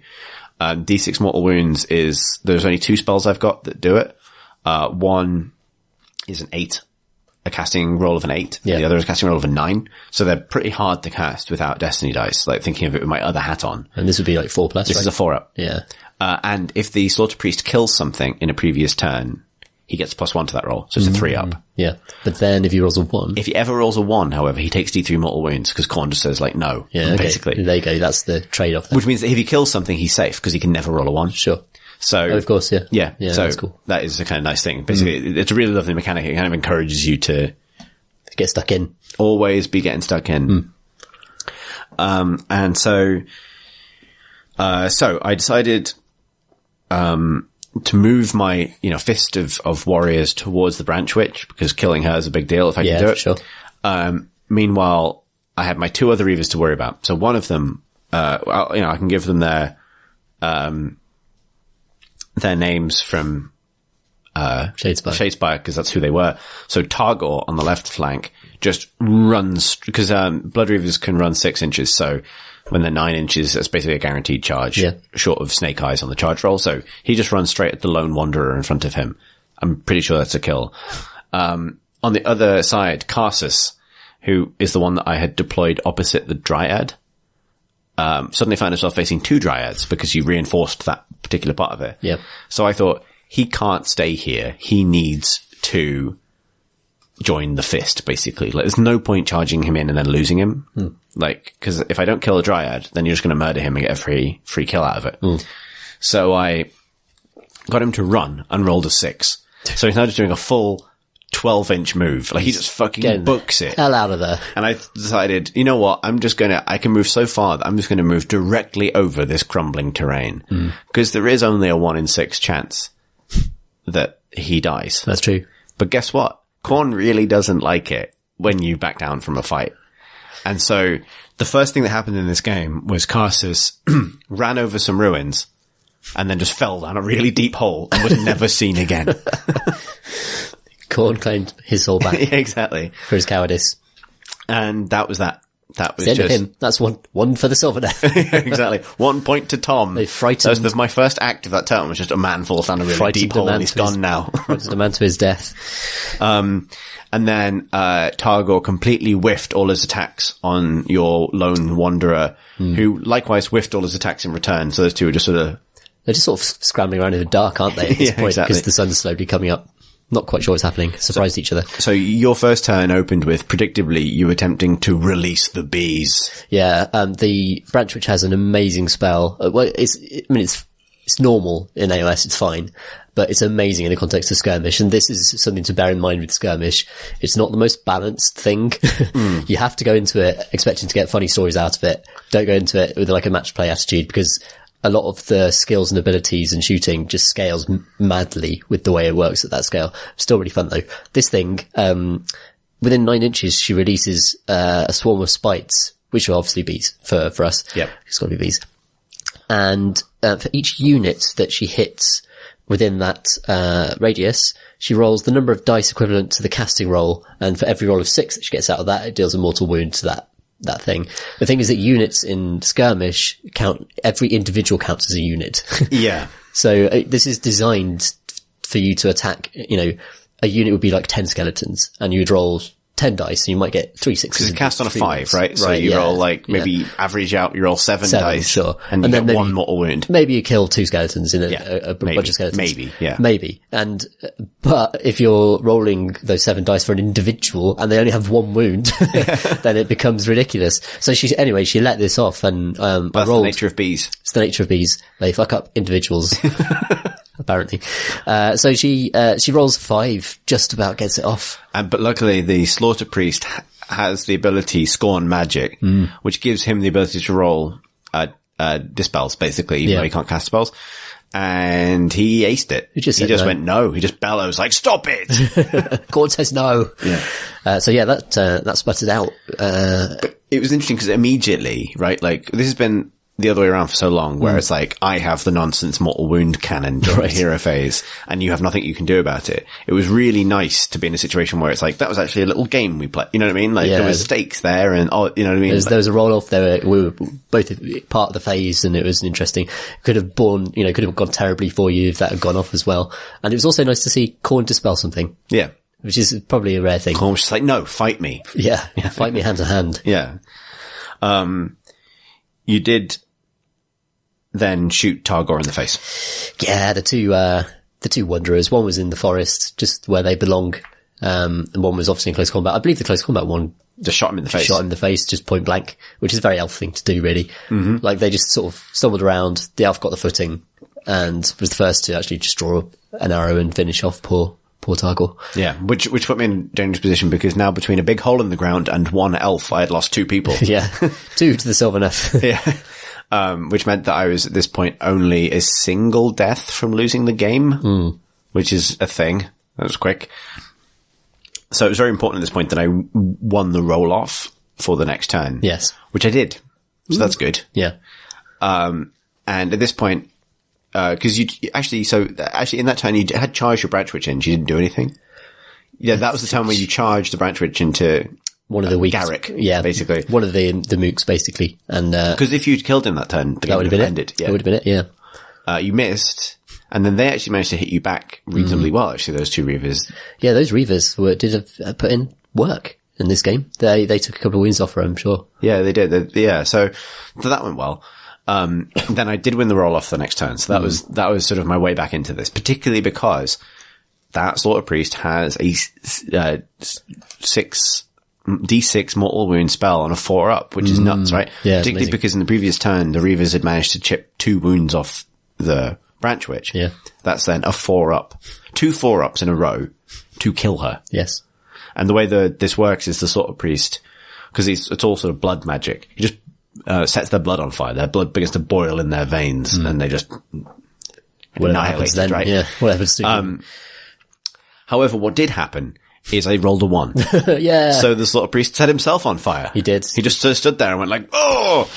And he took 2 mortal wounds for that. So if you remember a few months ago, the story of Ahriman, the self-immolating. Yeah. It's felt very similar to me. Yes. Yeah, it's like, whenever I play something that isn't like my demon army, I melt myself for some reason. Did it feel like Khorne punching you again for not just going in for the close combat kill there? Because I denied about trying to cast a spell to make you run at me. Yeah. Because I thought that was more Khorne. And I didn't want to mortal wound spam you off the board. But then I did neither of those things. I'm mortal wound spamming myself. Well, that's how chaos breaks sometimes. Yeah. And then, but I was like, well, fine. So you still got 4 wounds left. The Slaughter Priest actually does work in combat. Like, he has 1 3 attack weapon and 1 D3 attack weapon. Yeah. And I did manage to get the full 3 attacks on that weapon. So 6 attacks total. Only 1 damage per attack, but good hit to wound. You know, really solid attack profile. Good odds. Whiffed absolutely everything. It all went I rolled 4 1s in 6 rolls. Yeah, it went terribly. He did no damage whatsoever at all, even in the smallest amount. 1 lucky Branch Witch. And in return, the Branch Witch just killed people. Yeah, she, well, I don't think she did an enormous amount in close combat, but when it rolled around to my turn, she certainly... Oh yeah. Yes, please, to the bees. Set herself some more bees. That's what she does. It's only a 5 first casting roll. So she rolled a 10 for that. Yeah, and I couldn't... That means it's 10 dice per individual. Nearby. But interestingly, the Slaughter Priest was close enough to an Arcane Ruin to add 1 to his own Dispel roll. What did he roll, Chris? A 10. So rolled a 9. He rolled a 9, but plus 1. 10. Yeah, but it turns out... We checked the rules, and it turns out that the spell does go through if it's sequel. You have to beat the roll on a Dispel. Yep. Take that, Khorne. You tried really hard, stood near some ruins and everything. Yep. Anyway, that went off, and the bees ate one of the Khornates. Yeah, the Slaughter Priest took 2 wounds from the bees, right, but it wasn't enough to kill him. Not enough to kill him. Definitely, took all the flesh and skin off one of the other. Sake was eaten by bees. In the manner of your favourite teammate in Mass Effect 2. That is how the Sylvaneth secured their numerical victory. Yeah, so basically you had won at this point. Like, at the end, because your turn was the second turn of the round. So there wasn't going to be another turn for me. No. The question was, if you can kill the Slaughter Priest, you get a major victory. And because this is a campaign, that matters. Every little helps. So, in close combat, the Branch Witch tried to hack down the general, tried to hack down the Slaughter Priest, and failed. She didn't do terribly well with her 2 attacks a turn with her scythe.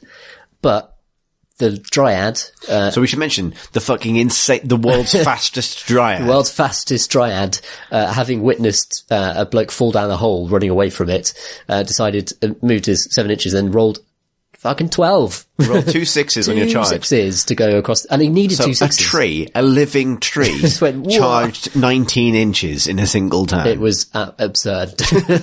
And a roll of 11, not enough. Had to be the double 6. Always worth, in AOS, rolling those dice for those charges it's always worth rolling a double 6. It's always worth, just in case, you never know.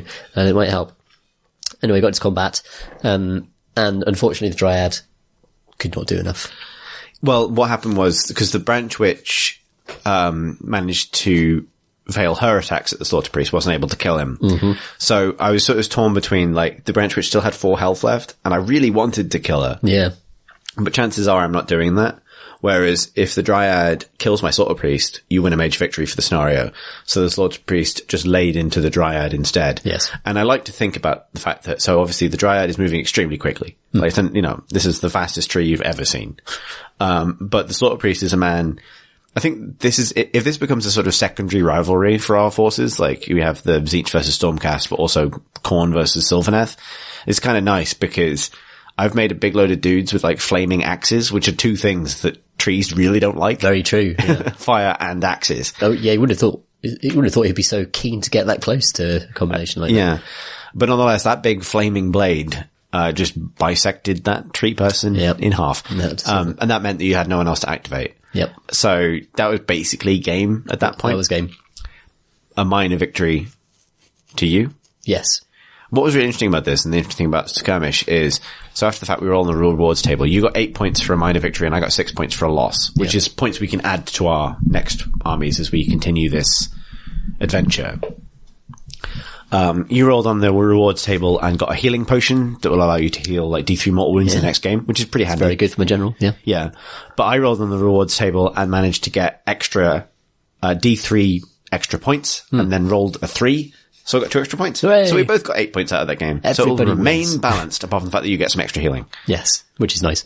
And then you get into the interesting sort of list building. It's like, do you wait and not spend those points on new units to try and get a bigger unit further down the line? Do you spend them to get your kind of numbers up? And this is why Skirmish is really fun. And actually, it goes by so fast. You could play several games in an afternoon if you wanted to, and actually get significant progress going. Yeah, we chose to play Shadespire because obviously, but we love Shadespire. Yeah.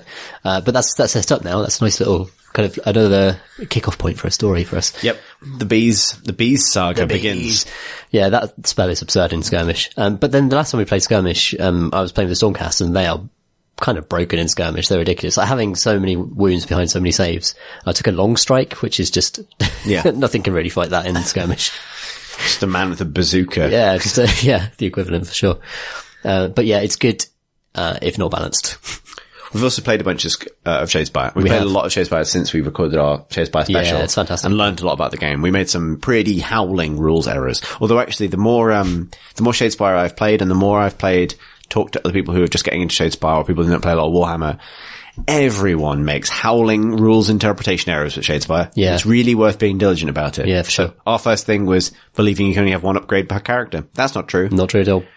We were talking to, obviously, Crit and Crowbar regular Tom Francis, who played the game with Crit and Crowbar regular guest Alex Wiltshire, where they believed that every extra success you got on an attack gave you extra damage. So suddenly the Khorne Bloodreavers are one-shotting Stormcast. Yeah. That's not how that works. No. So, yeah, and even today playing, and we're both relatively experienced with it now, making just big errors, like forgetting I'd given a guy +1 wound and not removing him from the board. There's some interesting kind of... removing him when I shouldn't have done. Yeah, which is it's very bad for Stormcast to remove the General Severin Steelheart.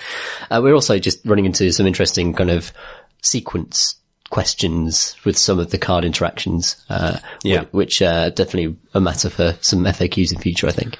So, I mean, we won't go for the blow by blow for Shadespire games because it's kind of short of making a video. It's not necessarily how that works. But,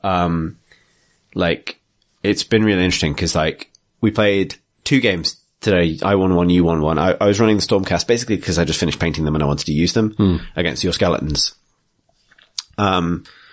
And you scored a victory with the skeletons, which has been first victory a long with time, the skeletons, a long time coming. But also the great thing about that is it felt like the first 2 rounds of a best of 3. Yeah. If we have time, we should totally just play the 3rd round. But anyway, there's, you know what I mean? Like, that felt like... Yeah, it was a proper contest, yeah. I felt like I understood the game a lot better. I understood my warband a lot better than I have done previously, even if my deck isn't quite there yet. So that's always the interesting. You're always manicuring your deck when you... Yeah, it feels like you need those right objectives early on. You can swing it that way. Yeah. Yeah, I'm almost at the position now where I kind of want to do another Shadespire special, at some point. I'll get that. There's because it does sit slightly to the side of the stuff we typically discuss on this podcast, but holy shit, it's really good. Really enjoying it. The key thing for me is that I feel like the real game, there are a few things about it that, really worked for me as a competitive game. And one of them is that so in the first game we played today, I had a very good first turn as Stormcast. And it's because I had drawn a really nice hand of initial opening objectives, which is obviously a little bit of luck. But it means that shapes but it wasn't luck in terms of I get instant points and I don't have to do anything. It was luck in the terms of these 3 objective cards that I've just drawn describe a strategy that I can pull off with the right play, given the board state as it exists after we've set up the board at the start of the game. Yeah. And that means that the RNG aspect of it, the card drawing and the dice rolling aspect of it, is only in service to, a plan that I have to form on the fly. It's almost like the game kind of resolves itself. The plans emerge and the strats emerge as the game is played rather than as you build your deck, if that makes sense. Yeah. You don't build your deck to win in a particular way. You build opportunities into your deck, I think. Yes, you build opportunities. That's what's key about it. And so I went to my first X-Wing event in a while over the weekend. I had a perfectly good time and I really love playing that game in Bristol where the community's really nice and where, I go there for the people more than the game now. Because I stand by a lot of my issues with X-Wing, a game I wish was better. Yeah. Because I really feel like they've let the side down with some big things in the game. It's really struggling under the weight of power creep and all these different things. And Shadespire isn't immune to that. And obviously the time will tell. But there are so many more protections built into it as a game that X-Wing doesn't have. And indeed that I think most Fantasy Flight games don't have. And this is a really interesting problem and a really interesting thing that I didn't think was something that could be solved until I think Shadespire has made big strides towards solving it, which is that in so most Fantasy Flight games, and I would include Netrunner in this, are played either best of one or best of two. Best of two being a weird formula. And most of those games have what I would call big, or to put it in the words of a friend who I was talking to about this the other day, really good diversity of builds in terms of lots of different ways of building your faction and your army. But within those builds, basically no variation of strategy. So you've built in a particular way. That means you have an optimal game plan for that build, right? Does that make sense? So yes. It's not going to do much else, basically. Yeah, it does this thing. I've built it to do this thing, and this is ideal. And obviously executing that against different opponents might mean slightly different things. But broadly speaking, its victory condition looks the same. And what that means is if the game is perfectly balanced, it's fine. If the game is, however, in any way matchup dependent, then that introduces an element of pretty much random chance to the kinds of things that succeed over the course of a long tournament. And this is the thing that ultimately put me off Event X-Wing. And Event X-Wing is clearly not doing badly. We haven't talked about X-Wing much on this podcast recently, but the tickets for next year's System Opens, which is one of the national tournament tracks, I did one of the best events I've ever done was the first UK System Open. Went on sale last week and 400 tickets sold in an evening. And they'd never sold out before. So clearly the game is doing really well. Which is kind of strange because I think it's never been weaker. But there's, it's nonetheless, that's the thing. You get these big events. When you're at one of those big events, because of the type of game X-Wing is, it means that your odds of winning are uncomfortably matchup based. Unless you are fully taking advantage of the best list archetypes and the best lists, assuming that you are the sort of person who shows up with the thing you like flying, right? It's kind of competitive. It's but it's not spiky in the way that, or super reliable in the way that the stuff that tends to sit at the top of the power creep curve tends to be. Odds are you're going to have some good matchups that are very, very good for you and some matchups that are very, very, very, very, very bad for you.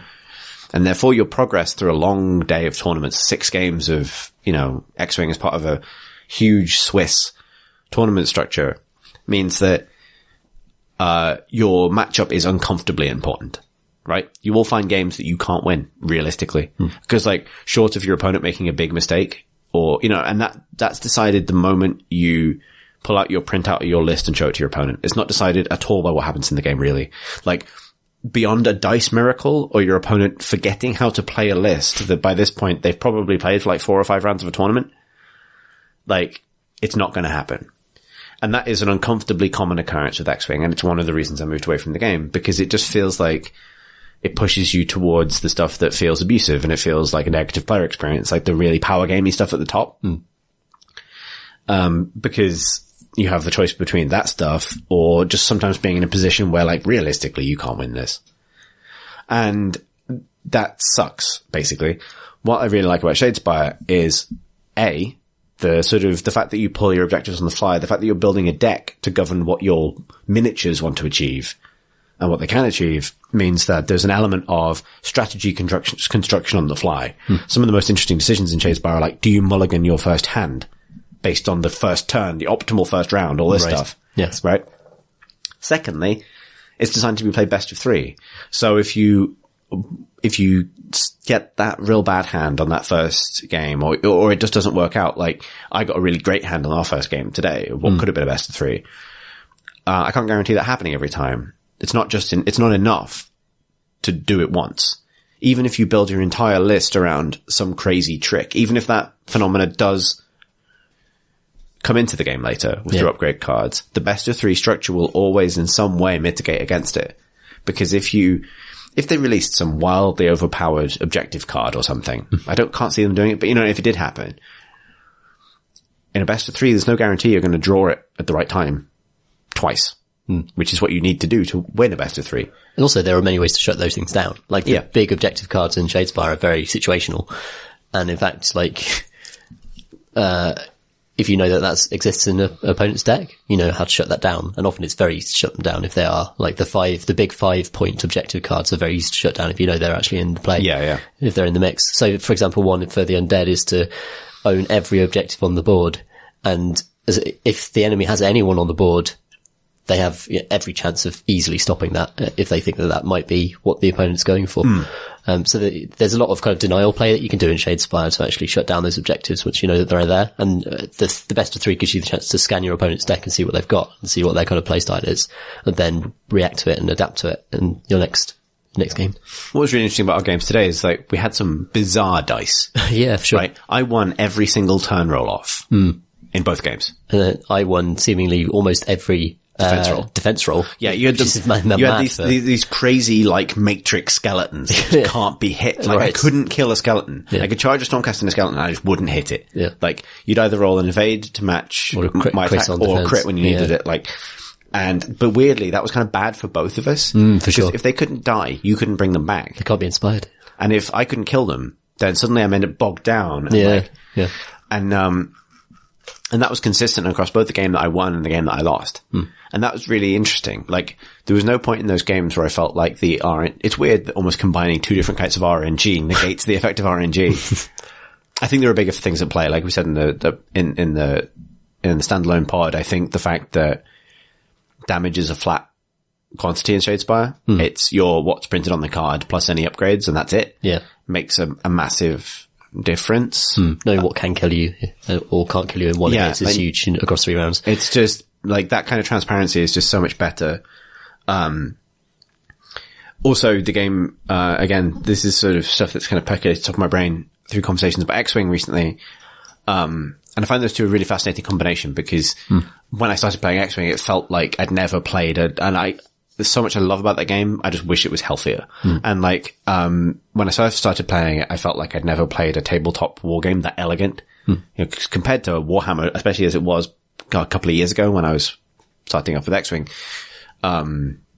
the relatively smaller number of models, the real kind of mechanical skill of X-Wing was super attractive and really cool. And it still is when it's at its purest. The kind of spatial control and actually moving your things. And feeling like your actions influence your dice modification, which is, you know, a very Shadespire-ian kind of thing, right? That, you know, I think Shadespire's been partially inspired by X-Wing, right? The notion that your kind of spatial play should inform your dice odds is something that Shadespire uses. The problem is X-Wing has now got years and years and years of upgrade packs and extra cards and bolt-ons that have steadily eroded the importance of that. Yeah. So imagine if there was like an upgrade for a really easy to achieve upgrade for a Shadespire character, which is just like, from now on your character always counts as having an assist. It doesn't matter if they actually have an assist. And then it just sort of removed the assist mechanic from the game. Yeah. That would be, I would say, the equivalent of what's happened to X-Wing. Okay. And but what I really love about like that feeling is when the dice swing against you, you go like, well, I did put myself in that position, right? I knew this was a risk when I did it, and I knew how much damage I could stand to take by exposing myself to this risk. So I own that decision at the end of the day. You know what I mean? Like today when I charged the Harvester who you'd massively tooled up with Severin, and on average I should expect to come out on top of that, but I didn't. And that, you know, I knew what I was doing. Like, I knew how badly it could go if it didn't happen. And it doesn't mean that you didn't have to position yourself properly, because you had to be in a good position to threaten me, to force my hand, for me to take a gamble on the dice, and so on. And all these different things factor in. It's so cool. It was cool, because I'd placed Frostfall to stop you from charging a different character. So the Harvester was the only one you could charge, and he was the only Harvester wasn't inspired, I believe, and the other one was. So it's almost like there's something you could do to guide the opponent into the targets that you want to hit. You know, it's really, really cool. I think you said it really well when we did the Shadespire special, which was that you feel like you're playing me, not the dice, which is, and vice versa. Yeah. Which that's the thing, right? Like, that's when it really matters, and that's what's super cool about it. I think it does feel like the benefit of it just being such a new game, that it gets to be that pure, right? Even with the, you know, I was playing with the first expansion Warband, and I think the Undead are really cool, interesting Warband that do different things to the others, and are difficult and a unique challenge in their own way, both to face and to play with. And like, maybe we should just kind of expect this sort of game to be good for a year. Yeah, maybe you're right. Like, we'll see what the future brings. I really hope that the success of Age of Sigmar and Games Workshop other projects protect this. Because, so, the thing about X-Wing is, X-Wing doesn't turn people into players of other Fantasy Flight games. I mean, maybe people pick up a bit of Imperial Assault or Star Wars Armada or something like that. But the pieces aren't transferable, right? Like, it doesn't upsell quite the same way. Like, upselling that game, the way its survival works is always through a bigger, better, newer thing. And also simply by virtue of the way that its upgrade mechanic works, where any expansion pack you get comes with cards that can be used for any ship in the game. Yeah. Mean that you're always being pushed to get a new thing that fundamentally changes how the game works.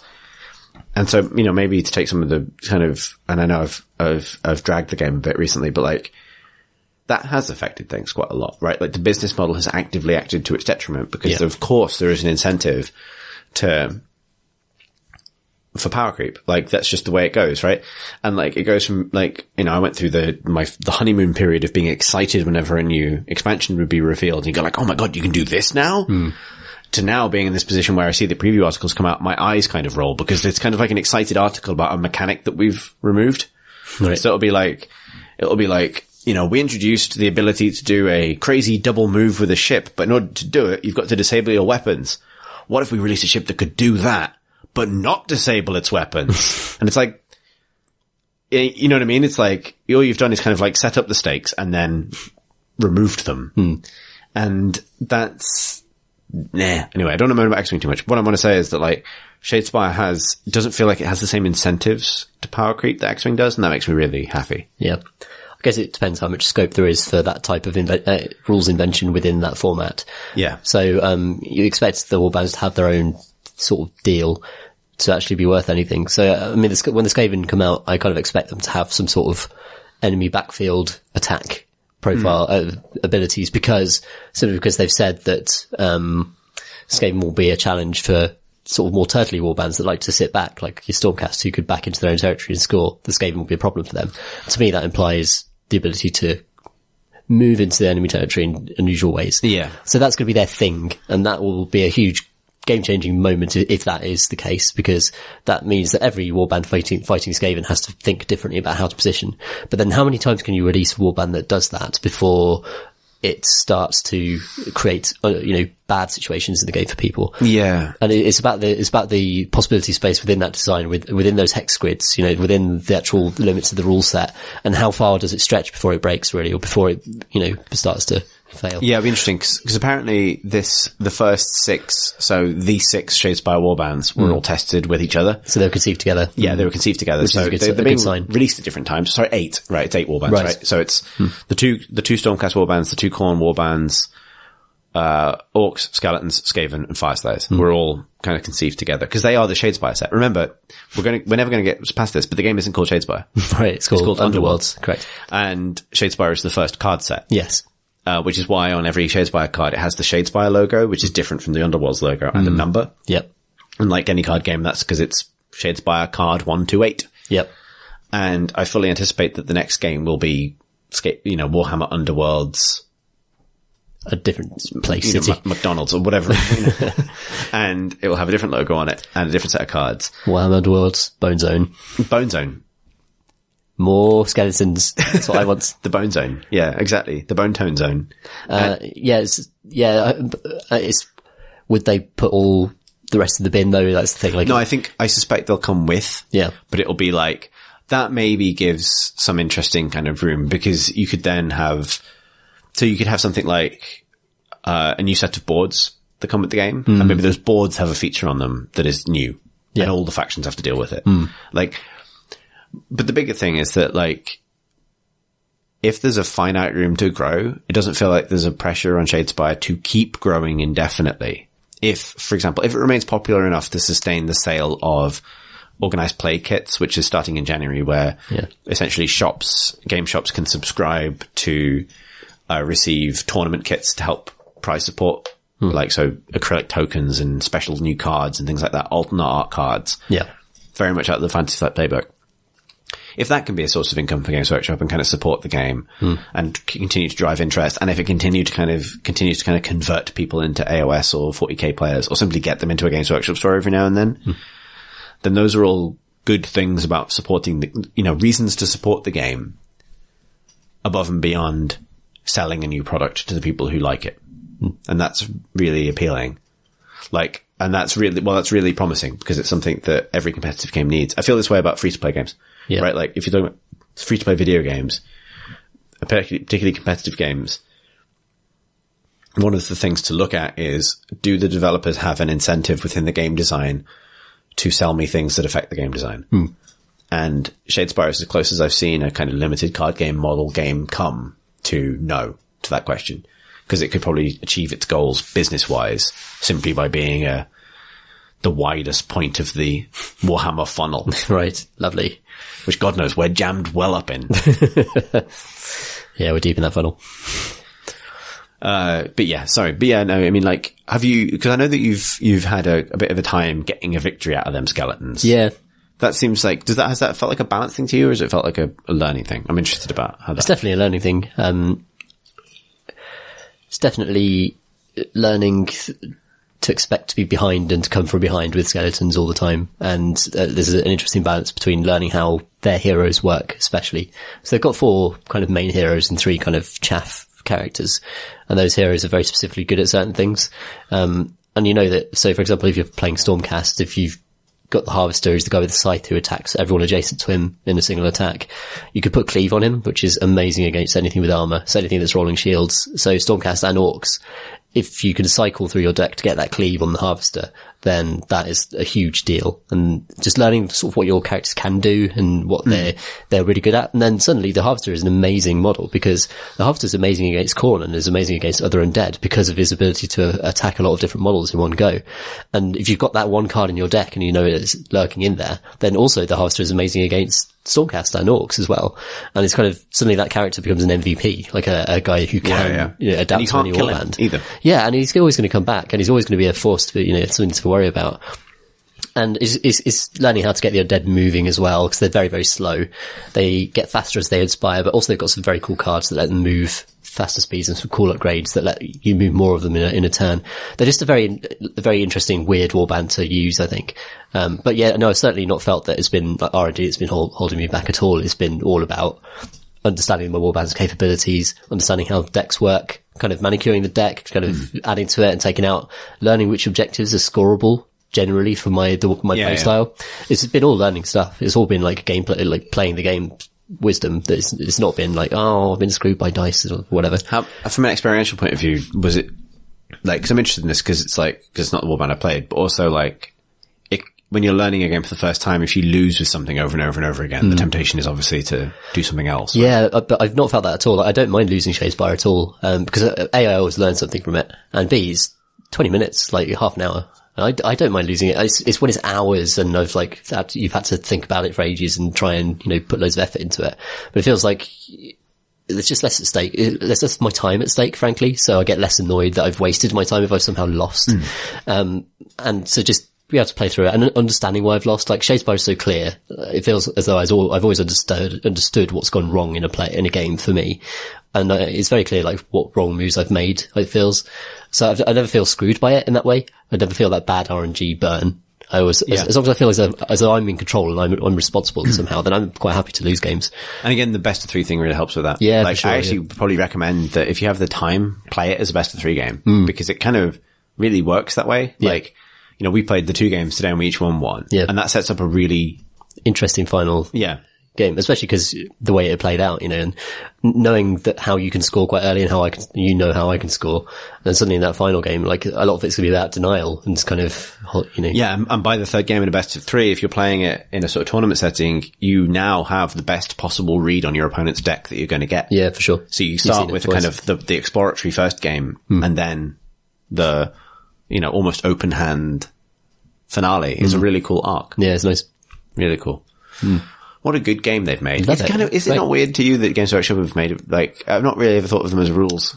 No, it's true. I think it's because I think often Games Workshop design games with a kind of hobbyist storytelling, have a laugh mindset. Yeah. And maybe Shadespire is the first time they've really sat down and gone, okay, let's make something really competitive that is one-on-one and it's got to be sharp. And maybe that's just a different mindset for them. It's interesting because because all of the war games, the big war games, serve a double role of both tournament play, but also telling a story with your models. And those things aren't 100% compatible. Equally, something like Blood Bowl, which is a pretty competitive game, has this kind of wacky streak that it can't quite get away from. It's because it's so dicey. That fundamentally undermines it as a competitive game. I know people, I know people who would disagree with that, who would say that like top level competitive Blood Bowl is like, tournament hypermaths. Yeah. For geniuses, which it probably is. Yeah. But the fact is, it is a game where you can fall over because you ran one square too far. Yeah. And then you die forever in the campaign. Like, the potential for swing is so big that and that stems, I think you're right, from that Games Workshop attitude of if this is funny, it's worth including. And there's nothing in Shadespire which is that betrays that tendency to be and if you roll 3 6s, everyone dies. Yeah. Flip the board over. Yeah. That's your new board. It's the sort of wacky stuff that you'd see in other games. Just, it feels tighter, but I don't see that as being I don't say that as saying that the other games are poorly designed. They're just designed for a different type of experience than Shadespire is.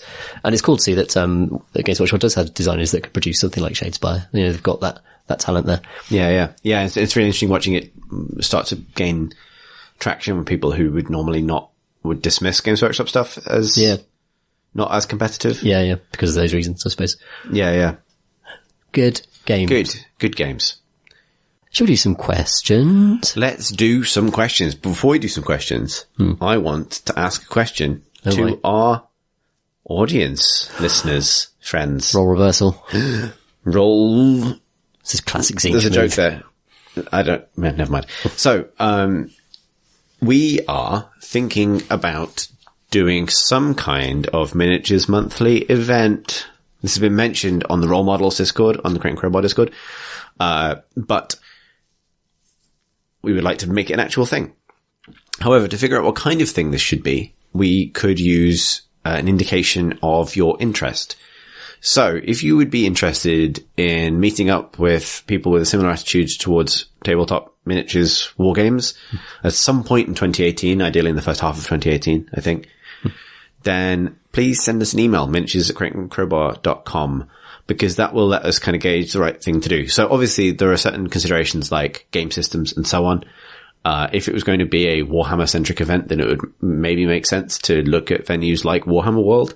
However, I'm open to the idea that maybe this is something people want to play some X-Wing at, or bring some other games, or do some pen and paper, or anything really. Yeah. So with that in mind, I want to make sure that we kind of scale it and scope it and so on appropriately. Could be that a venue like Firestorm in Cardiff, which I'm a big fan of, could be a good fit for this. Yeah, that'd be awesome. But we've got a really rad community growing up, and there's a lot of people who have gotten back into this hobby and might appreciate a slightly more relaxed hangout style event. Yeah. So if it's the kind of thing you'd be interested in, it's the kind of thing we're thinking about doing, so just let us know. That's my question to the listeners. Oh, that's nice. Lovely. Wouldn't that be good? That'd be exciting. Play some Shadespire, play some Warhammer. I could just bring all of my Zinch and everyone can come and beat me up. So we teach just like they heard on the radio. So we could teach me bolt action. Yeah, exactly. People try different systems. So anyway, that's for next year. But we want to get the ball rolling. So just email us if that's something you're interested in. In terms of emails from people from the internet, the first one comes from Fienia, who has asked a question to every single episode, and I think now, who writes, "Hi Tiny People Pushers, this month I ask of you, is there another hobby that has so many different ways to directly engage in it? I was recently quite astounded by the amount of people on our lovely Discord who collect and paint the miniatures without ever really wanting to play the games. Equally, there are lots of people who collect and play without ever really caring about the painting side. Even within playing the actual games, there are people that take it deadly seriously, competitive tournament players, folks who are happy to play anyway at all, those who want to play friendly story-driven games, folks who only want to play people they're already friends with, club games, home games, and it struck me that people get so many different things out of this hobby. Do you think this is analogous to other hobbies, or is this one in particular one that allows such a variety of interactions? Your pod continues to be beautiful as always." Pete/Fienia. I reckon that most enduring hobbies have multiple facets to them, and that's why they are so popular.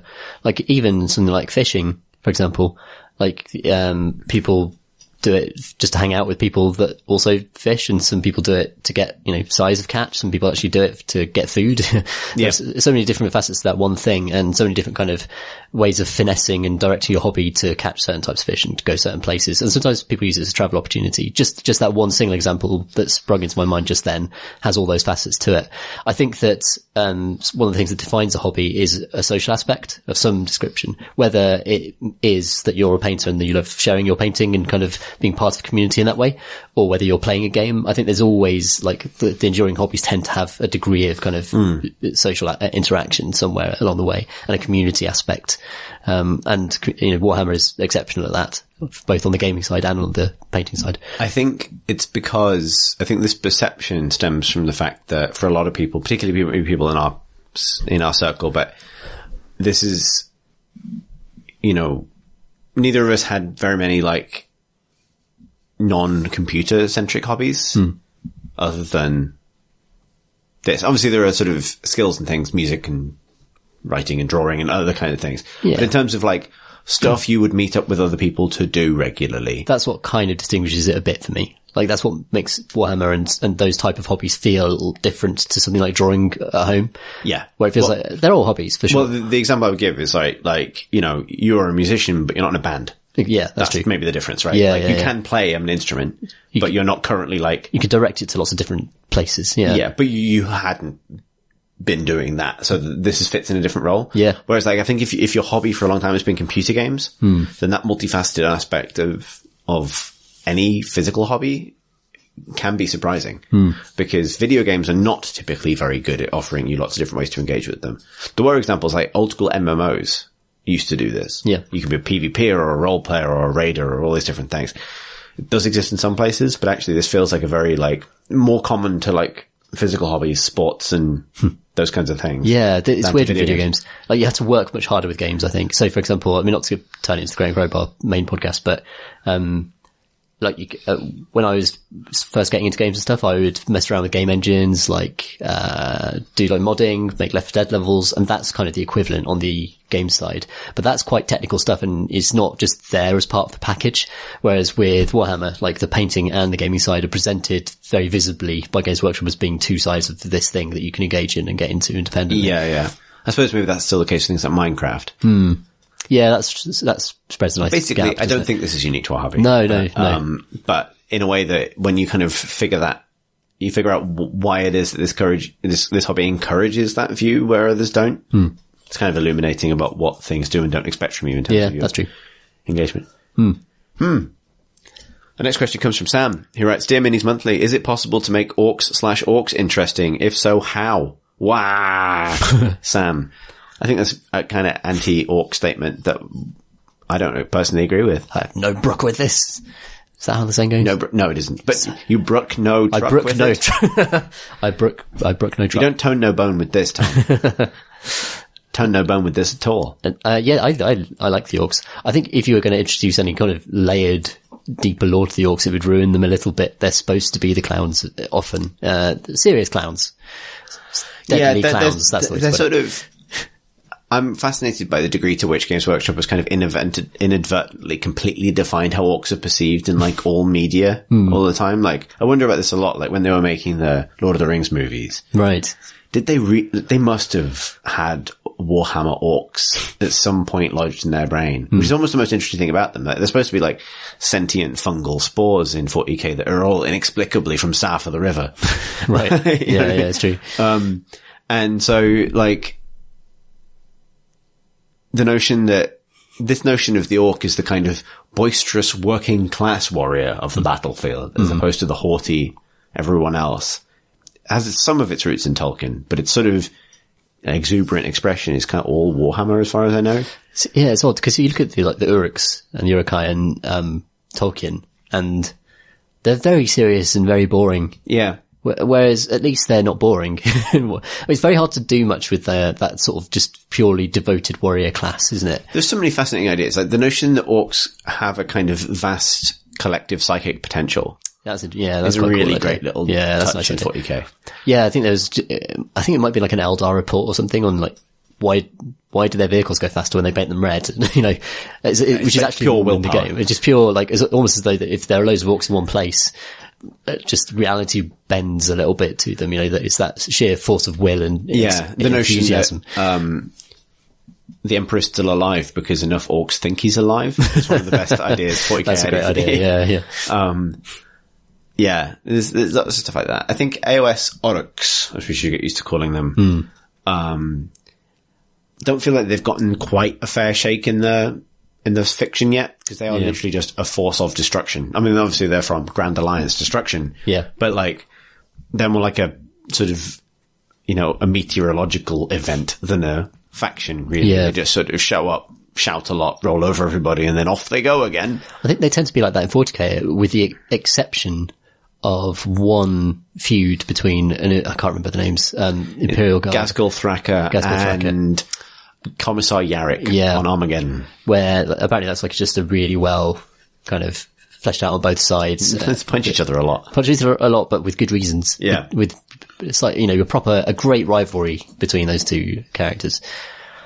Is it the Beast Arises series? Yes. That's supposed to be brilliant. I've not read it for myself, but it's supposed to be brilliant for putting more, lore behind the orcs, more of a look into their society and how they work and how they usurp each other. And, you know, there's some of the more serious ways that they try and take over the galaxy.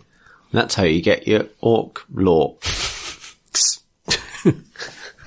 Basically, orcs are kind of, like, I kind of get where someone's coming from, because they are, like, they can come across as generic, because it's such an obvious fantasy trope now, but I do feel like it's not totally Games Workshop's fault that Warhammer had such an influence on how orcs are in everything else.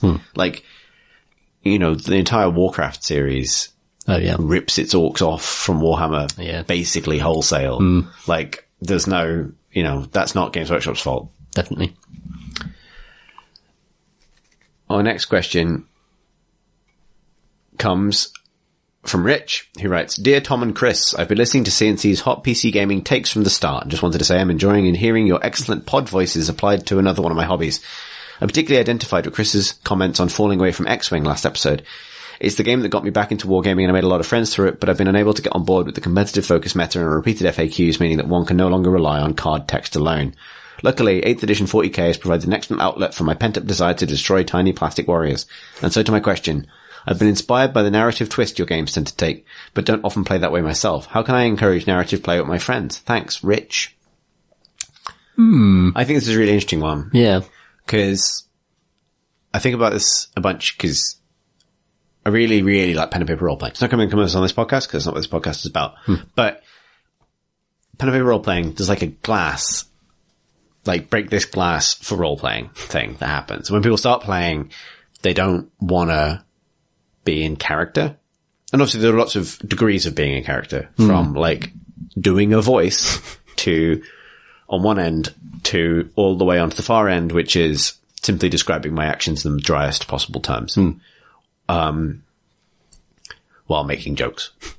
And none of those things are wrong, per se. Every group is different and every situation is different. But there's definitely a point where people feel comfortable telling stories with their friends versus not.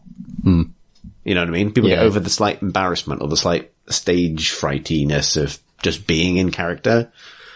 And that's a kind of an interesting hump to get over. And I feel like it's a hump you have to get over with war games as well. To be like, I'm going to describe it in this way because it's important to me that this is evocative. Like, I tend to do this with X-Wing a lot as well. Yeah. Like, when I'm describing what a character's going to do, I try and be a bit more evocative about it rather than, you know, just go like, I know I'm going to do this mechanical thing and this mechanical thing and this mechanical thing. I don't know. Yeah. I mean, it's weird because I've played it for so long since I was a kid, and whenever we played as a kid, we would describe what was actually happening, you know, what the translation of the dice actually looked like in fantasy battle terms. So it's always just been the part of the way I think about it. But maybe there is a kind of, maybe it is quite daunting if you're not used to like coming up with your own stories or not used to, especially expressing them in front of other people. Maybe that is like a tricky thing to do.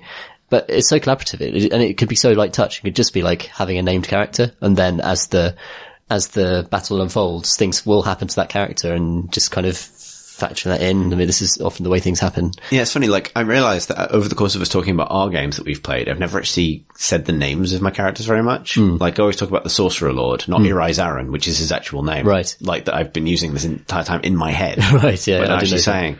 Or like, I mean, I've referred to the Gaunt Summoner as the Twilight Petitioner a few times. But I'd not really always referred to as the Gaunt Summoner. Yeah. Partly that's for clarity purposes, but also partly that's because it does feel like there's a role play threshold that you cross. Like, I know what the true name of my Lord of Change is.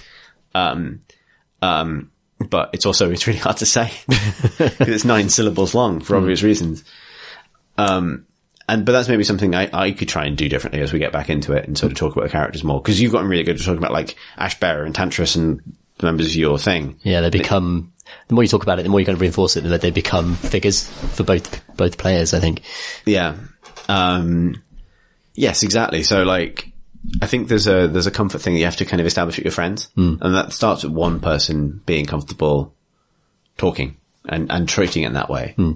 Certainly, I think there are certain like wargaming environments, whether or not you're playing clubs and things, where people are a bit averse to this kind of thing. Yeah, for sure. They kind of want to take it like, it's strange, isn't it? There's a really strange attitude, which is like, oh, it's people who want to say, oh, it's just a game and I'm not going to be nerdy about it, while also playing Warhammer. Yeah, you've already crossed the barrier by playing Warhammer. Exactly. I think that's, once you've started putting some models down and rolling dice, you've got to embrace that as much as possible. And yeah, I mean, I understand a lot of people see it as kind of like battle chess, and that's cool. But if you're trying to introduce like a narrative element, then I think some, like, agreeing with the other person on the setting and why the two armies are there is just a really basic way to start setting up some context for the battle. And like, just having your main heroes, just main 2 or 3 heroes, just kind of keeping track of what they're doing and kind of attaching personalities to them a little bit as you're playing. I think it's just a nice way to get things started without having to go full fucking Silmarillion on it and, you know, start. Never go full Silmarillion. Never go full Silmarillion. But you know what I mean? Like, not actually, you don't have to go describe everything that's happening necessarily. Just a really light touch, nice establishing some context, developing a story, letting the dice do the work, really. Yeah, I agree. I think also a big part of it is not going in with too many expectations of what that story is going to be. Yeah, like, for sure. Just allowing moments to emerge, which leads to our next question, actually. Like, having some ideas for characters, having some ideas for themes that you like, kind of what you want. What your army's about, kind of thing, yeah. And also talking to, I think one of the really big big unacknowledged benefits of narrative play is that it takes the edge off the sometimes swingy nature of dice. And this, you know, these games can be extremely sort of random sometimes. And if you're playing for the story, then you can focus on that. You know what I mean? Like, you can say like, oh, isn't it kind of interesting this has happened? Like, and encourage your opponent to see it in that way rather than be, you know, sore about it or whatever, right? Narrative does cushion that quite nicely, actually, doesn't it? Like, if you go into a battle, obviously you're going to try and win, but if you lose spectacularly and you come out with an awesome anecdote, then that is Warhammer doing its job. That's what it's designed to do a lot of the ways. And that is the reason why, I mean, I know I'm quite a competitive person, but like, it's the reason why I can play X-Wing for a couple of years and be kind of done with it versus, despite competing relatively seriously, versus playing Warhammer for a better part of a year and a bit and really, really enjoy every moment of it despite losing. Well, I'll put it this way. I've won 3 games of Age of Sigmar ever and being completely okay with that because it's just been this one big story in my head. And it's a matter of expectation. And there is so many benefits to persuading people to see the game in that way. Yeah. To worry less about it. Yeah. And that's, you know, but I mean, in terms of how you get your friends to see it that way, that is hard. I think partly it's, to reiterate, set an example. Someone has to commit first. Someone has to be the first person to commit. If you suspect that other people secretly would like to take the narrative side of it a bit more fun, a bit more, have more fun with that, then you have to be the first person to do it. Yeah. And that takes genuine bravery because you have to put yourself out there a little bit. I mean, bizarrely, you have to expose yourself to ridicule in front of your Warhammer friends. Yeah, it's not the toughest crowd. Well, I mean, apparently it shouldn't be, but nonetheless, right? Yeah, for sure. I understand. Once you cross that thing and you've done that, then you'll find out if people are really interested in that or not. And if they're not, they're not. Right? Yeah. You'll find out which friends that, are down for a bit of the old role-playing town. A lot of things that shouldn't rhyme and do in this episode. Our next question is actually kind of related if you want to bounce off to that. Cool. It is from Russell, who writes, Dear Chris and Tom, I had a great time at Throne of Skulls, which is a wonderful Warhammer sentence. Throne of Skulls is an event, I believe. Great time. Great time at Throne of Skulls. The emphasis on sportsmanship made a huge difference. He provides the link to a write-up. While chatting to people there, the topic arose the most cinematic moment from past games, lone survivors of giant vehicle explosions and the like. While you've covered a lot of your games on the pod, do you have a favourite moment that stands out? Keep podding the good pod, Russell. It's a really good question, because the games of Warhammer generally and AOS do create these kind of crystallized, incredibly vivid anecdotal moments of, and perhaps the one for me is the Sorcerer, the Chaos Sorcerer Lord going ham and decapitating Tantris when we were playing actually in the Games Workshop store in Bath. Because, I don't know, it's such a cool underdog story to that, and it's sort of tied into the rest of the campaign so nicely. And it was also Tantris getting killed again, which is always hilarious. It does keep happening. It does keep happening. I love that moment. I think, obviously, the one we mentioned last episode, the taking down the Lord of Change. Yeah, that's still mine. That's the ultimate one. It's still mine. It's because it was, I don't know, we have to figure out what that Castellan is called. Because it's always Sigmar always renames people like a version of their previous name. Yes. Right? You would come back as Tomness. That's right, yeah. Actually, that sounds too much like Mr. Tomness. I'll take it if I'm an immortal golden clad warrior. But yeah, it was for me, it's definitely the former, given that my Sorcerer Lord being reincarnated as a Lord Castellan is not something I asked for. I did not ask him to be smashed with Galmaraz. That was purely... That's the game. That's pure games. Yeah. And that happening, and then him... That being... because I thought in that game, I thought the Lord Change was going to be killed by the Judicators. I thought it would just get, shot whistled off down, or something. Right? The fact that it was killed in a 1-2 punch from both the Relictor, who's been pursuing this thing for eons, a year, and the Castellan, who used to be his minion, was so perfect. The lantern opening and then the lightning was that was the moment. That's unbelievable, isn't it? Prior to that, it was spending 7 Destiny dice to kill Tantris. Yeah.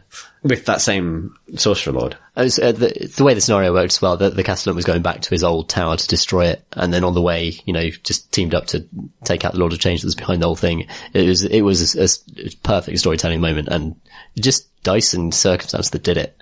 But yeah, that's what it's hard to top that in some ways. Definitely. In terms of favorite, that first 40k game we played, where I completely, I couldn't have won it for you, right? If I'd tried. No, it was Ahriman just won't stop exploding. Disaster, yeah.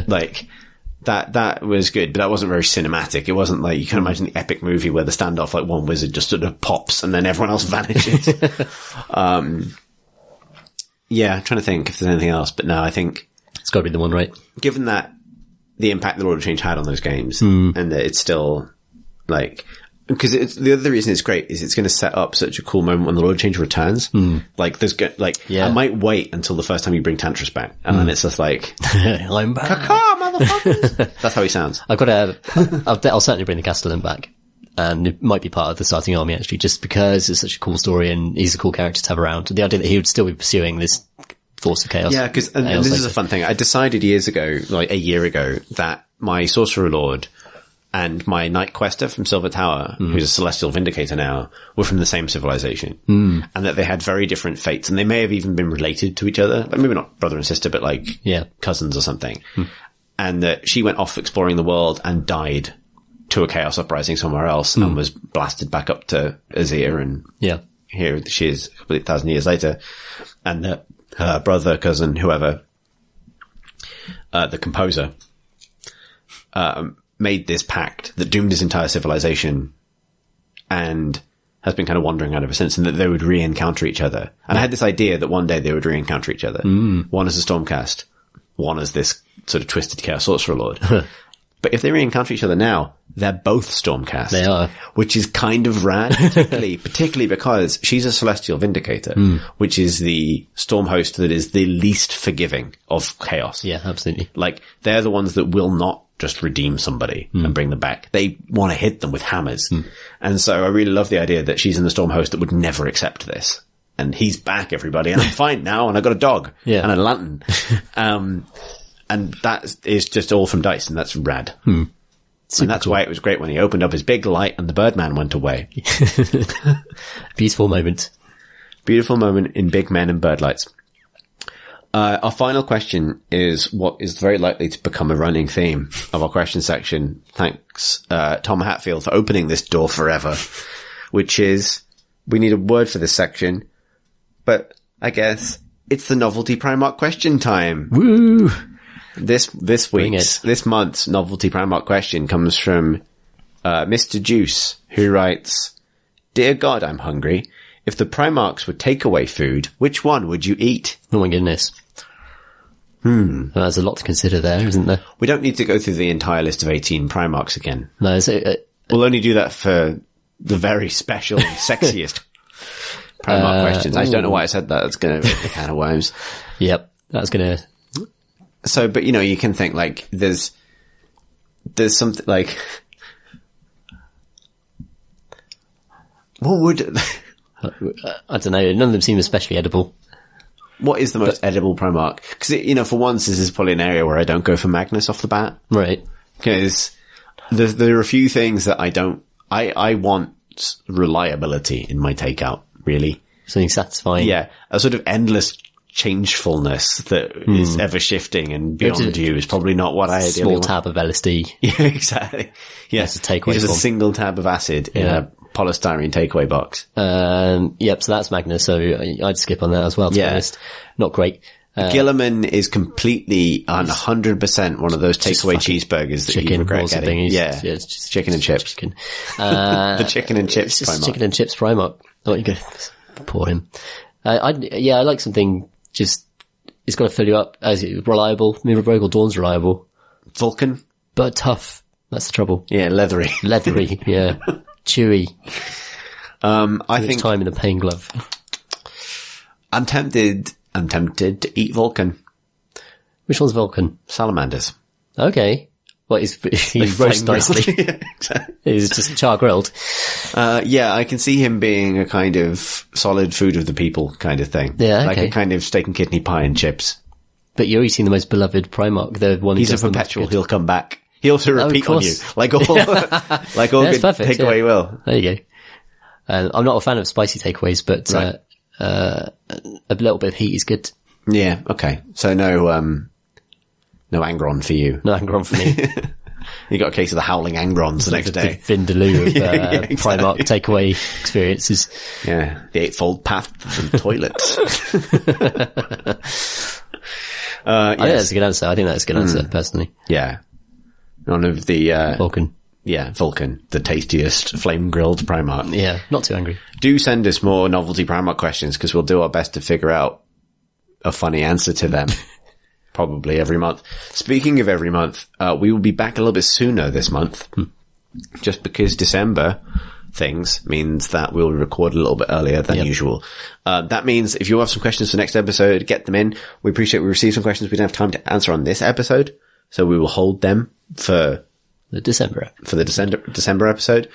So let us know if you'd like to send us a question for that episode. You can do so by emailing us at miniatures@crateandcrowbar.com. And to reiterate, do email us if an event is the kind of thing you'd be interested in, and particularly it'd be helpful to know where you are. Obviously, this is very likely to be a UK event, just for practical reasons for us. Well, no, it's going to be a UK event. I'm not going to promise anything else. To France. Yeah. But the kinds of things you'd like to play and that kind of thing. You can also tweet us at Minis Monthly. And as ever, this podcast is supported by the Crate and Crowbar Patreon. Find out information about that, patreon.com/Crate and Crowbar. You can also, what's the other thing? Oh yeah. If you can recommend this podcast, if you like this podcast and recommend it to a friend or review it on iTunes, both of those things help us tremendously in terms of getting the word out. Mm-hmm. If you would like to experience Tom Senior on social media? I'm all over it. I'm on Twitter at PCGLudo, which is LUDO, and I'm on, it's better actually for miniature stuff to follow me on Instagram, where I'm Ludo Paints Minis. If you'd like to follow me on Instagram, I'm at Exit Warp. That's EXITWARP. And I'm on Twitter at CThurston, although I don't really tweet anymore. So just follow that for links to work, basically. Cool. That's all, Tom. That's all for now. We'll see people in a couple of weeks in December. Month 11. See you then, folks.